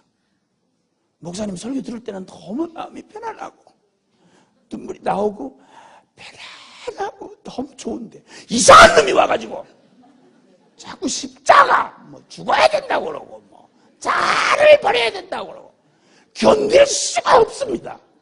저런 놈 다시는 강사를 부르지 마옵소서. 2번 안 간다 나도. 2번 안 간다 나도. 미쳤냐 내가. 그걸 뭐 하려고 가냐 거기를. 부르지도 말아라 2번째. 부르지도 말아라. 여러분 복음이 정말 살아있는 복음이라면 견딜 수가 없어야 되는 겁니다. 여러분 여기 아마샤가 한 말입니다. 이 땅이 견딜 수가 없답니다. 견딜 수가 없대요. 그리고는 결론이 뭔지 압니까? 예언하지 말라는 겁니다, 여러분. 예언하지 말라. 사랑하는 여러분, 여기 보십시오. 여기 그 12절, 13절에 시작. 아마샤가 또 아모스에게 이르되 선견자야, 너는 유대 땅으로 도망하여 가서 거기에서나 떡을 먹으며 거기에서나 예언을 하고 다시는 베델에서 예언하지 말라. 이는 왕의 성소요 나라의 궁궐임이니라. 야, 너 밥이나 많이 먹어라. 밥만 먹고 너 다시 예언하지 마라. 나 진짜 재수없다. 너 입만 뗐다면 재수없는 얘기라고. 지가 재수없는 짓을 하는 건 생각 안 하고 지가 벌 받고 망할 짓은 골라서 하면서 그래도 너 망한다 그러면 그걸 그렇게 짜증을 내고 싫어해요. 이상해요. 그거? 죄를 이렇게 퍼질러 짓는 죄인들이 죄인이라고 그러면 그렇게 신경질 내고 짜증을 내. 그렇게 싫으면 짓지를 말아야 될 거 아니야. 희한하지 않습니까, 이거? 이게 정욕이죠. 그러니까. 죄는 지으면서도 죄인이라고 말 듣기는 싫어하고. 희한하지 않습니까? 그리고는 뭐라고 하니, 너 저 유대 땅으로 가서 네 고향 땅으로 가가지고 너 여기서 절대 여기서 예언하지 말아라. 여기가 어딘지 알아? 내 놈이 와서 십자가 얘기할 때가 아니야. 여기가 알아? 여기는 베델에서 예언하지 마. 여기는 왕의 성소요 나라의 궁궐이야. 여기는 왕과 내가 여기 주인 노릇하고 여기서 밥벌이 하는 곳이야. 예언하지 마. 여러분, 이 말은 까뒤집어 놓고 나면 무슨 말인지 아십니까? 무슨 말인지 아세요? 예언하지 말라, 복음 말하지 말아라. 이 말이 무슨 말인지 압니까? 하나님 입 닥치세요, 이 말이에요. 여기 지금 선지자가 누구 말하는 거죠? 하나님 말하는 거예요. 여호와의 이름으로 예언하는 거예요. 그런데 그 여호와의 이름으로 말하는 선지자의 입을 막고 예언하지 말라는 말은 무슨 말이야? 그를 보낸 하나님. 옛날에 특사가 와가지고, 저 대사가 와가지고, 왕의 사신이 와가지고, 왕이 이렇게 전하십니다 라고 말할 때, 그 사신에 대하여 무슨 취급을 하면, 그게 바로 그 주인 왕한테 저에게 말하는 거와 똑같지 않습니까? 하나님 보고, 감히 이놈이 제사장이라는 놈이, 베델의 제사장이라는 이 종교 사기꾼 놈이 하는 소리가 뭔고 하니, 예언하지 말라 이거야. 하나님, 닥치시오. 이 말이야. 그리고 이 땅이 어느 땅이고 하니 그 베델 이스라엘이, 북이스라엘이 하나님의 백성입니다. 하나님의 나라예요. 그리고 임시로 잠깐 위임해서 왕의 자리에 앉혔고, 그리고 제사장 젊은 하나님이 시킨 것도 아니고 그 왕하고 짜고서 저들끼리 그냥 자칭 제사장이 돼서 선 놈이야. 그러니까 진짜 사기꾼은 저들이야. 그럼 베델은 하나님의 성읍이요 하나님의 성소라고. 아멘. 그런데 이놈이 적반하장으로 하나님 보고 여기는 왕의 성소요 왕의 궁실이요 여기는 나라의 궁궐입니다. 여기서 떠들지 말아라 이 말이에요.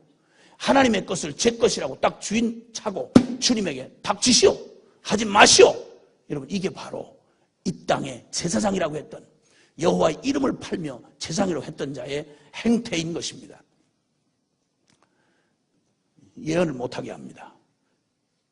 견디지를 못하겠답니다. 손바닥으로 하늘을 가리듯이 자신에게 임하는 하나님의 그 복음을 거절하는 이 끔찍한 이 행태. 여러분, 이것이 바로 오늘날 복음이 증거되고 정확하게 전해지면 이것이 보여지는 세상의 죄인들의 반응인 것입니다. 성경은 분명히 말합니다. 복음은 하나님의 복음, 우리는 이 그리스도의 향기라. 십자가의 복음을 가진 사람들은 그리스도의 향기라. 하나는 죽을 자에게는, 멸망할 자에게는 사망에 이르는 냄새요, 생명을 얻어 구원 얻을 자에게는 생명에 이르는 향기라. 아멘입니까? 그러니까 우리는 모든 사람에게 환영받을 수는 없습니다. 복음은 모든 사람이 환영하지 않습니다. 분명히 둘로 딱 갈라집니다. 그러니까 말씀 자체가 이미 심판을 하는 거예요. 그러므로 이 정확한 기준이 세워질 때, 그래야 구원 얻을 자들이 자신들을 돌이켜 돌아올 표대가 생겨진다 이 말입니다. 주님이 이제 이렇게 말할 때, 여기 아마샤가 예언하지 말라, 견딜 수가 없다, 그리고 닥치라, 여기는 왕의 성소의 나라의 궁궐이다. 그러니까 정체가 드러났지 않습니까? 주여 주여 하고 그들이 성소를 꾸며놓고 예배를 드리지만 이놈 눈앞에는 하나님을 두려워함이 없느니라. 복음이 딱 하면 주님을 사랑한다고 말하고 예배를 드리고, 그리고 주의 이름으로 이 일 저 일을 하지만 십자가의 복음이 딱 가서 딱 부딪히기 시작하면, 여러분, 그가 정말 그 눈앞에 하나님을 두려워함이 있는지 없는지 정확하게 드러나게 되어 있습니다. 절대 속일 수가 없게 됩니다. 그러므로 복음의 확실한 증인이 필요한 것입니다. 이렇게 되면 하나님의 복음이 확실하게 증거되고 났을 때 여기 아모스가 말을 합니다. 그가 하는 이 아마샤가 그렇게 말하면서 야, 너 밥이나 먹고 너네 고향으로 가. 그리고 이 땅은 너 같은 놈 예언이 필요하지 않아. 여기는 왕의 성소야. 하나님의 성소가 아니라 왕의 성소야. 그리고 넌 가. 그리고 말하니까 아모스가 대답을 합니다. 이렇게 말합니다. 간단하게 말하면 14절에 여기 그가 대답한 말 한번 읽어보시죠. 시작. 아모스가 아마샤에게 대답하여 이르되 나는 선지자도 아니며 선지자의 아들도 아니라 나는 목자요 뽕나무를 재배하는 자로서 양떼를 따를 때에 여호와께서 나를 데려다가 여호와께서 내게 이르시기를 가서 내 백성 이스라엘에게 예언하라 하셨나니. 아멘. 아멘. 너는 네 말한 대로 야, 너 이스라엘 북이스라엘에서 너 같은 거 인정 안 해. 너 어디서 안수 받았어? 네 놈이 누구야? 너 갖고 줘. 이렇게 말하니까 그가 말합니다. 아모스가 나 선지자가 아니야. 나 양치던 목동이야. 나 훈련받은 사람 아니야. 그런데 하나님이 나를 불러내요. 양떼를 따를 때에 뽕나무밭에서 나를 불러내셔서 내게 말씀을 주사. 내가 하고 싶어하는 얘기 아니야. 주님이 날 불러서 하게 하시는 거야. 무슨 말입니까? 제사장이라는 이름을 가지고 거짓 선지자라는 이름을 가진 놈들이 복음을 왜곡되게 팔아먹고 그리고 그들이 하나님의 예언을 하늘문을 닫아버리고 그들이 악한 짓을 하니까 주님이 말합니다. 너희가 말하지 않으면 돌들이 소리를 지르리라. 아멘. 아모스는 말합니다. 나는 원래 선지자가 아니야. 난 목동이야. 양치는 사람이야. 오죽했으면 날 들어서 너에게 말하게 하셨겠어. 그리고는 말합니다. 나는 내 말을 하는 거 아니야. 네 놈이 나를 막는다는 말은 네 마음 속에 있는 너의 음모를 내가 알아. 네 놈이 하나님을 거절하는 걸 내가 알아. 여호와께서 지금 말씀하신다. 그러면서 그 자리에서 주님이 말씀하신 말을 전해줍니다. 너 아마샤, 너 이놈, 네 놈이 막은 예언은 네가 귀를 틀어막고 거절한다고 예언이 무효가 되는 예언이 아니다. 하나님은 하나님이시다. 예언을 거절한 너, 내 아내는 창녀처럼 적의 손에 붙들려서 그 길거리에 창녀처럼 유린을 당할 것이고 내 자식들은 적의 칼날에 비참하게 죽을 것이다.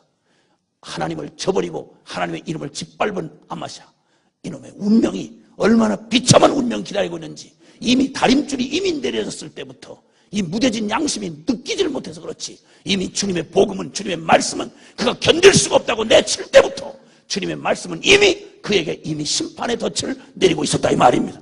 회개하고 돌이켰더라면 살 길이 되어야 할 말씀이 돌이키지 아니하면 그대로 심판이 된다 이 말입니다.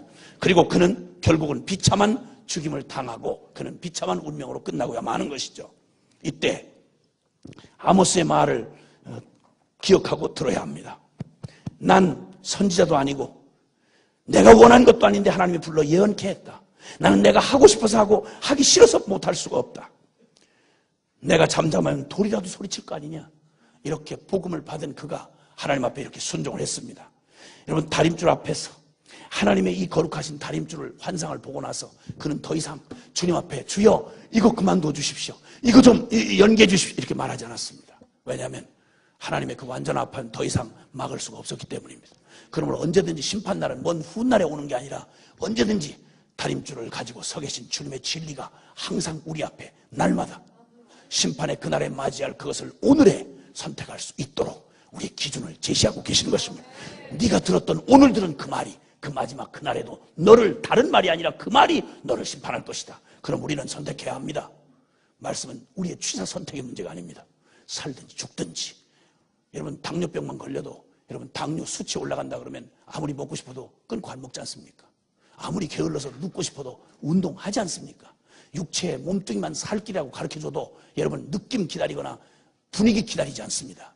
자발적으로 적극적으로 살고자 하면 그거 적극적으로 운동하고 식이요법 쓰고 누가 안 시켜도 자기 스스로가 그 일을 지킵니다. 그러면 잠깐 몸뚱이 하나의 운명도 그러할진데 영원한 운명을 결론 짓는 이 진리가 우리에게 주어졌다면, 주님의 말씀의 가이드가 우리에게 주어졌다면, 여러분 주님의 말씀은 우리에게 너무도 명확하게 우리의 기준을 정해 주십니다. 디모데후서 3장 16절의 말씀처럼 모든 성경은 하나님의 감동으로 된 것으로 우리가 일생 살아가는 동안 내가 오늘 맞이한 이 순간에 내가 선택해야 할 분명한 가이드가 되어서 교훈과 책망과 바르게 함과 의로 교육하기에 유익하다.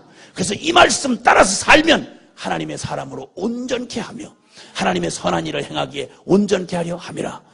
아멘. 아멘.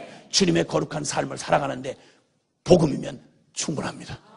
주님의 거룩한 나라를 이루어 하나님의 나라가 이 땅에 임하고 주의 몸된 교회를 섬기는 일에는 다른 지혜가 아니라 바로 이 주님의 말씀이면 충분합니다.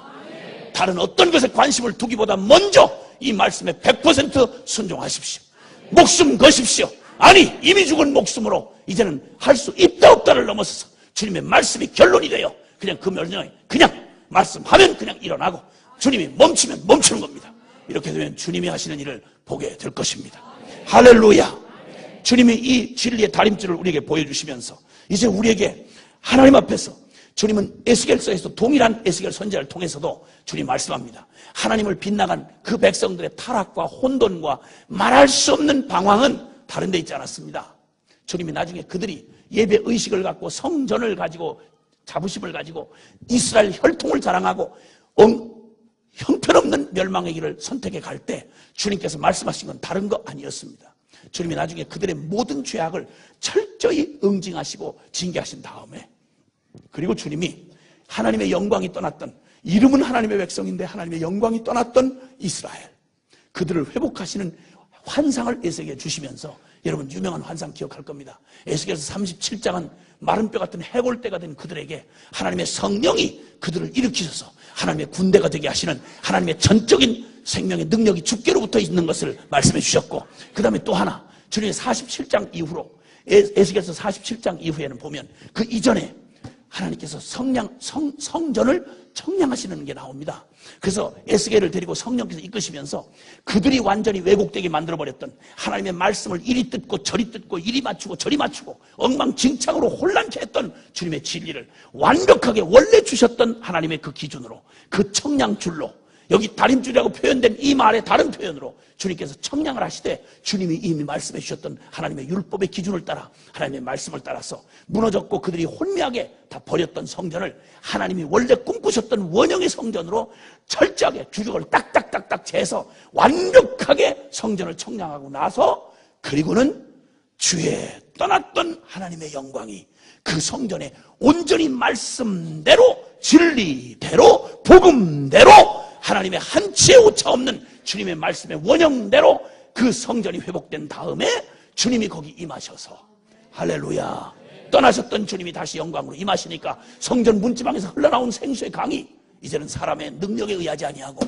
하나님의 전능에 의하여 성전 문지방에서 흘러나온 임재하시는 주님의 성전에 흘러나온 문지방의 물이 그냥 온 강과 바다를 다 살려내고 온 천지를 다 살려내는 하나님의 영광의 나라를 우리에게 보여주고 있는 것입니다. 주님의 말씀대로 회복돼야 합니다. 복음대로 회복돼야 합니다. 여러분 우리의 진정한 성전 여러분의 심령의 성전 주님의 말씀의 진리의 다림줄로 주님이 다림줄을 들고 여러분의 심령을 그냥 두시지 않습니다. 그러니까 복음으로 결단하고 나시면 대강 십자가에나 죽고 살았습니다. 이 고백이 여러분의 모든 삶 모든 순간 모든 영역에 100% 온전하게 되기까지 주님은 끊임없이 여러분에게 다림줄을 내시는 것입니다. 이거 아니야 성령이 기뻐하시지 않아요. 대강 주님 앞에 나가 대의적으로 주님 편에 섰습니다. 이것 가지고 만족하지 않으세요.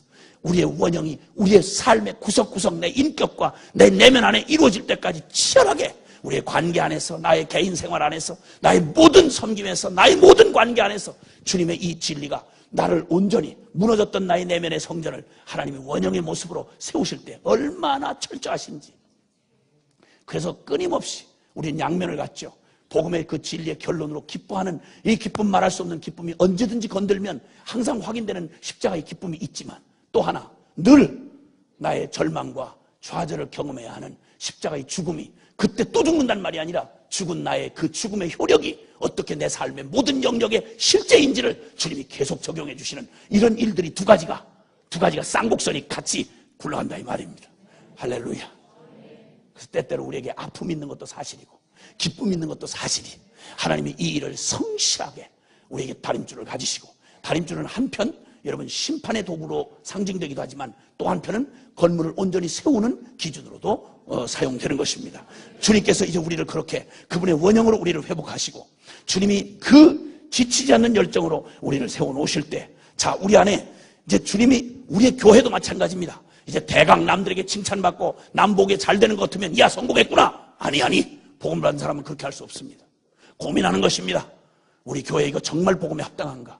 복음의 진리 위에 서 있는가? 이건 과연 가능한 것인가? 아니면 아픔을 감내하고라도 물론 지혜로운 하나님의 그 인도하심을 따라야 되겠지만 그러나 양보하지 아니하고 주님과 치열하게 그 진리와 함께 주님의 거룩한 몸에 붙지 말아야 할 군사를 뜯어내고 왜곡되고 비틀어진 것들 허물고 그리고 주님이 다시 허물고 그리고 무너뜨리고 그 위에 주님의 거룩한 장막 다윗의 장막을 세워가는 하나님의 영광이 우리 교회 안에 치열하게 일어나야 합니다. 그래야 살아있는 교회입니다. 아멘, 아멘, 아멘. 그리고 우리의 민족도 우리의 사회도 하나님의 공평과 정의가 강같이 흐르는 우리의 사는 삶에서 나 하나의 영적인 만족의 수준이 아니라 이제는 주님의 공의와 정의가 되어 이 땅의 모든 관계 속에서 이제는 내게 유익할 때는 정의를 지키고 내게 유익하지 않으면 눈칠 끈 갖고 넘어가는 이런 게 아니라 내게 유익이 되느냐 안 되느냐가 정의를 선택하는 기준이 아니라 정의 자체이기 때문에 내가 손해를 볼지라도 정의 편을 택하는 하나님의 사람들로 세워져야 하는 것입니다. 아멘, 아멘. 그래서 주님이 이제 이 마지막 시대에 하나님께서 이 놀라운 아모스를 통해서 이 똑같은 여로보암 시대를 주님 책망하시고 진리의 다림줄을 내리시는 주님께서는 그 아모스를 통하여 아모스 5장에 보면 6절 14절 24절에 여호와를 찾으라 선을 구하고 악을 떠나라 정의를 물같이 공의를 강같이 흐르게 하라 이렇게 주님이 여기 메시지를 그 다림줄에 의한 메시지를 우리에게 던져주고 있습니다. 그런데 호세아에 가면 동일한 시대를 향하여 동일한 그 상대를 향해서 주님이 복음을 전하게 하시는데 호세아서는 전혀 감도가 다른 말로 초점이 맞춰져 있습니다.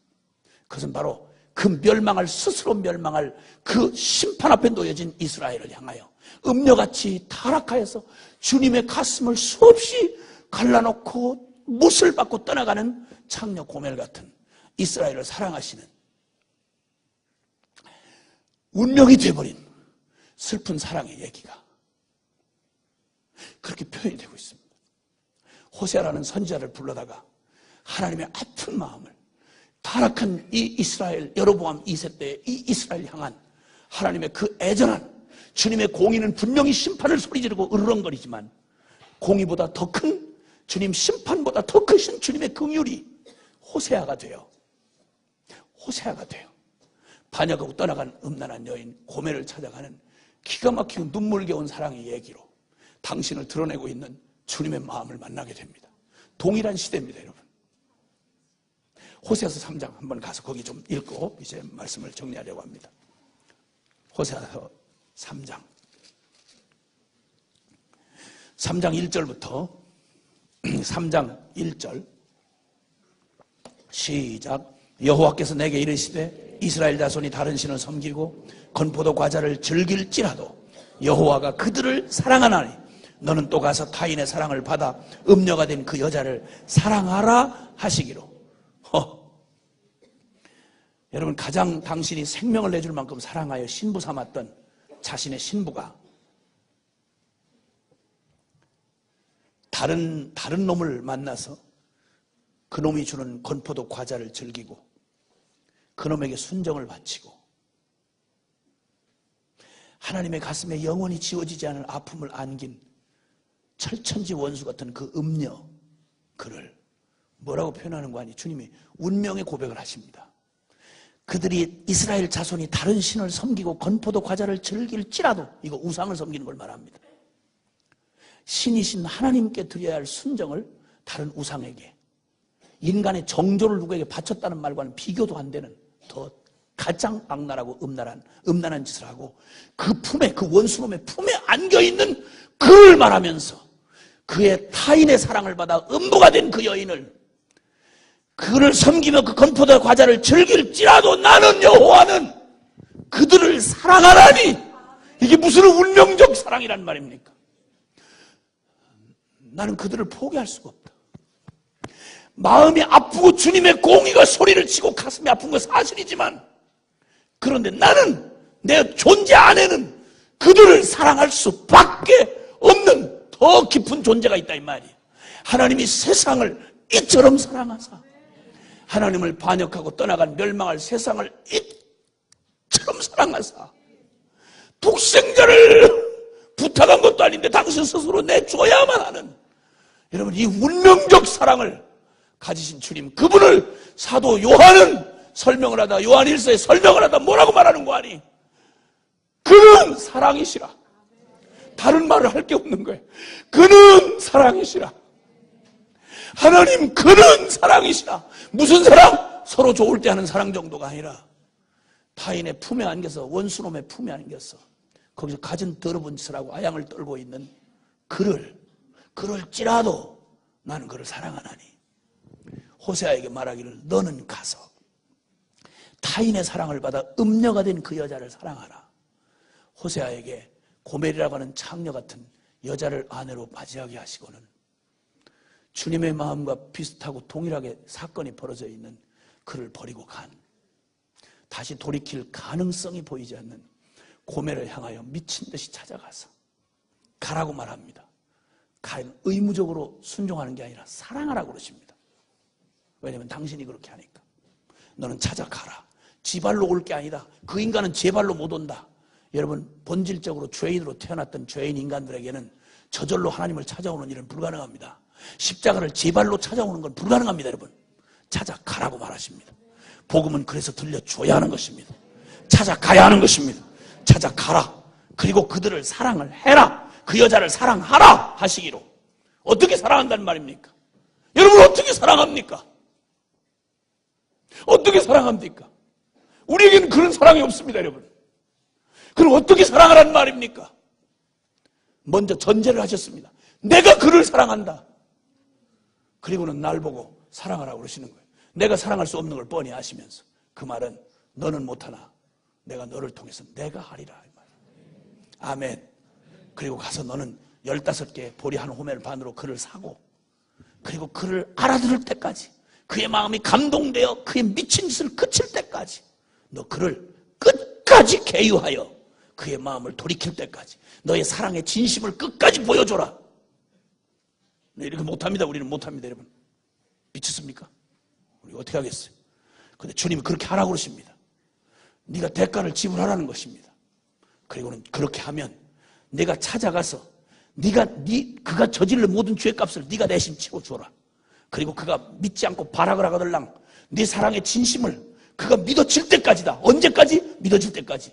얼마나까지, 며칠까지 하느냐고 묻지 말아라. 얼만큼 해야 되느냐고 묻지 말아라. 결론은 될 때까지다. 될 때까지. 여러분, 이게 바로 주님이 우리를 찾아오신 십자가의 사랑이었습니다. 아모스를 통해서 주님 그렇게 메시지를 전하게 하시면서 주님 한편 호세아를 통해서 초점이 이 백성들을 사랑하시고 돌이키신 당신의 마음을 제게. 교회가 실패할 수 없는 것은, 여러분, 십자가의 복음 사건이 실패할 수 없는 건 저와 여러분 같으면 벌써 말아먹고 그만이었어. 우리 같았으면 벌써 말아먹고 그만이었다고. 몇 번을 때려치워도 벌써 때려치웠지. 아니, 때려치웠었지. 근데 복음이 결코 실패할 수 없는 것은, 교회가 결코 실패할 수 없는 건, 여러분은 문을 닫았어도, 여러분은 실패했어도, 여러분은 포기했어도, 여러분을 보내시고 여러분을 통해서 그들을 사랑하시는, 세상을 사랑하는 주님은 포기할 수 없는 운명을 가지셨다고. 그분은 운명이라고. 선택이 아니라 운명이라고. 여러분, 운명이라고. 이 호세아를 통해 주님 그렇게도 외치고 싶었던 말은 바로 그 말이야. 할만해서가 아니야. 돌아올 것 같은 가능성을 보고 하는 말이 아니라 운명이라. 운명. 여러분, 이 운명적 사랑이 십자가로 결론이 된 것입니다. 그 사랑이 우리를 이기고 저와 여러분, 이렇게 불가능하던 저와 여러분을 여기 증인되게 해서 이 복음 사랑하고 여기 여러분이 순종하고 서게 하신 겁니다. 우리를 이기신 그 사랑은, 나를 이기신 그 사랑은 이 땅에서 제일 불가능한 사람이 바로 다른 사람이 아니라 바로 여러분들이십니다. 내가 바뀌었다면 안 바뀔 인간 없습니다. 주님이 나를 추적하고 포기하지 않았다면 주님은 다른 인간도 포기하지 않으시고 성공하실 것입니다. 교회가 망할 수 없는 단 한 가지 이유는 그겁니다. 주님의 마음입니다. 그분의 본심입니다. 그러니까 복음 사역은 절대 실패 못합니다. 우리가 몇 번 실패했느냐, 뭘 몇 번 말아먹었느냐, 이거 계산하지 마세요. 이거 계산하지 말라고. 몇 번 실패했냐는 전혀 중요하지 않아. 반드시 끝을 내실 거니까. 주님은 반드시 승리하실 거니까. 할렐루야. 주님의 이 사랑이 있는 한, 주님의 이 복음을 주신 주님의 이 마음이 있는 한, 이 영원하신 주님의 사랑이 있는 한 결코 끝날 수 없어. 그리고 말하는 거예요. 내가 마지막 날에는 그들과 다시 언약을 세우리라. 그들은 이제 5절에 보니까 그 후에 이스라엘 자손이 돌아와서 그들의 하나님 여호와와 그들의 왕 다윗을 찾고 마지막 날에는 여호와를 경외함으로 여호와 그의 은총으로 나아가리라. 할렐루야. 새 언약을 맺을 것이라고 말씀합니다. 첫날에 순전한 사랑으로 맺었던 그날의 언약을, 그들이 더럽힌 그것을 주님이 그 과거를 지우시고, 주님이 다시 과거를 기억도 못하시는 분처럼 장녀 같은 우리와 주님은 다시 그 거룩한 신랑과 신부의 언약을 다시 맺으실 거라고 주님이 말씀합니다. 우리는 이 소망의 복음을 가졌습니다. 이 일을 가능케 한 십자가를 우리는 가졌습니다. 더 이상 우리는 흔들리면 안 됩니다. 진리의 다림줄을 가지고 우리의 담 곁에 서 계신 주님, 우리의 삶의 여정 가운데 한치도 양보 없이 주님은 당신의 꿈을 완벽하게 우리에게 이뤄내실 것입니다. 주님이 오케이 하실 때까지입니다. 언제까지? 여러분을 향한 주님의 손길은 주님이 오케이 하실 때까지입니다. 이만하면 됐다, 대한민국 기독교계에 이만한 성자 없다, 여러분, 이런 게 우리의 목표가 아닙니다. 누가 오케이 할 때까지인 거 아니? 주님이 오케이 할 때까지입니다. 주님의 복음의 진리로 우리의 원형을 완벽하게 찾아내실 때까지 주님 우리를 끝까지 쉬지 아니하시고 우리에게 계속 십자가의 진리를 우리에게 적용하실 것입니다. 그리고 하나님의 축복을 우리에게 부어주실 것입니다. 그리고 우리를 통해서 이 땅 끝까지 이 은혜의 때를 주님 마감하지 아니하시고 우리가 주님의 그 완전한 사랑에 호세아처럼, 나는 이 땅의 생애를 살아간 사람 중에 가장 멋지고 가장 흥미진진하고 가장 격렬한 사랑을 경험하고 살았던 사람, 호세아라고 생각합니다. 하나님의 말씀을 몸뚱이로 겪으면서 몸으로 도장을 찍으면서 순종을 했습니다. 3번씩 음란한 자식을 낳고 마지막 가슴에다 마지막 비수를 꽂고 배신하고 떠나간 그 더러운 소망 없는 장녀, 모든 희망과 모든 여지를 끊어버린 다 끝난 여자, 그를 끝까지 사랑해서 그를 사랑하고 순종하다 보니까 처음에는 아팠겠죠. 잘 느껴지지도 않았겠죠. 꼭 이래야 되는가 싶었겠죠. 그러나 순종하고 났더니 여러분, 필설로 다 말할 수 없는, 인간의 언어로 말할 수 없는 주님의 그 마음이, 주님의 그 사랑이 실체가 돼요. 오라, 우리가 여호와께로 돌아가자. 우리가 여호와를 알자. 힘써 여호와를 알자. 주님은 변하지 않는다. 새벽빛까지 일정하시다.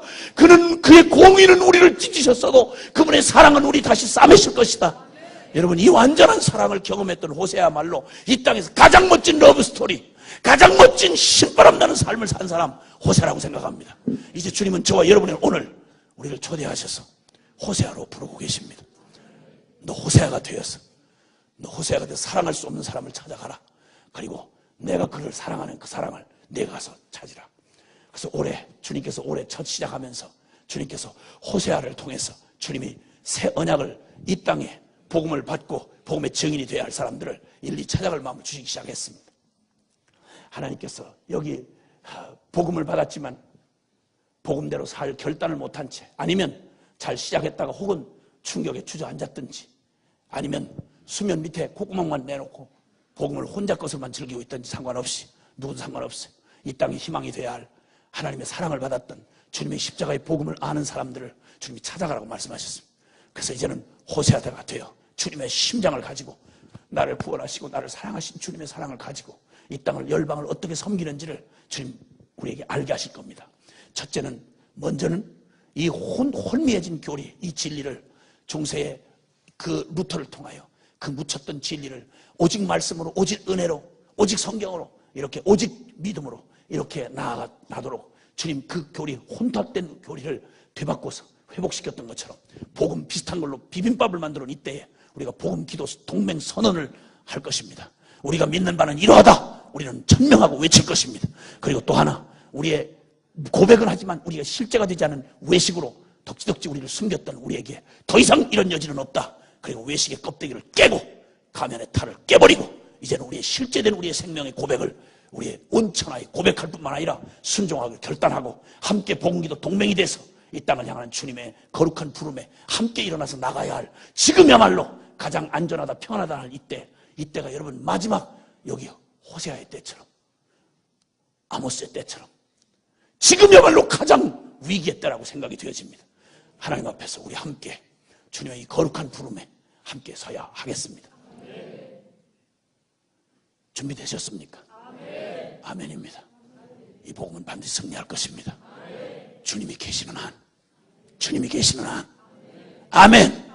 복음 기도 동맹이 되어서 함께 이제 우리는 복음을 천명하고 이제는 우물쭈물하지 않을 것입니다. 이 말씀이 우리를 심판할 걸 알기 때문에 이제는 연연하고 대세에 귀를 기울이지 아니하고 똑바로 서서 이제는 이 진리의 최후의 마지막 확정을 가지고 우리 함께 뚜벅뚜벅 이 진리의 길을 걸어가십시다. 십자가의 길을 걸어가십시다. 그리고 이제 음대된 세상을 향해서 주님의 이 사랑으로 가서 끝까지 너 찾아가서 사랑하고 대가를 지불하고 그리고 그들을 주께로 돌이키라. 내가 그들과 새 언약을 맺으리라.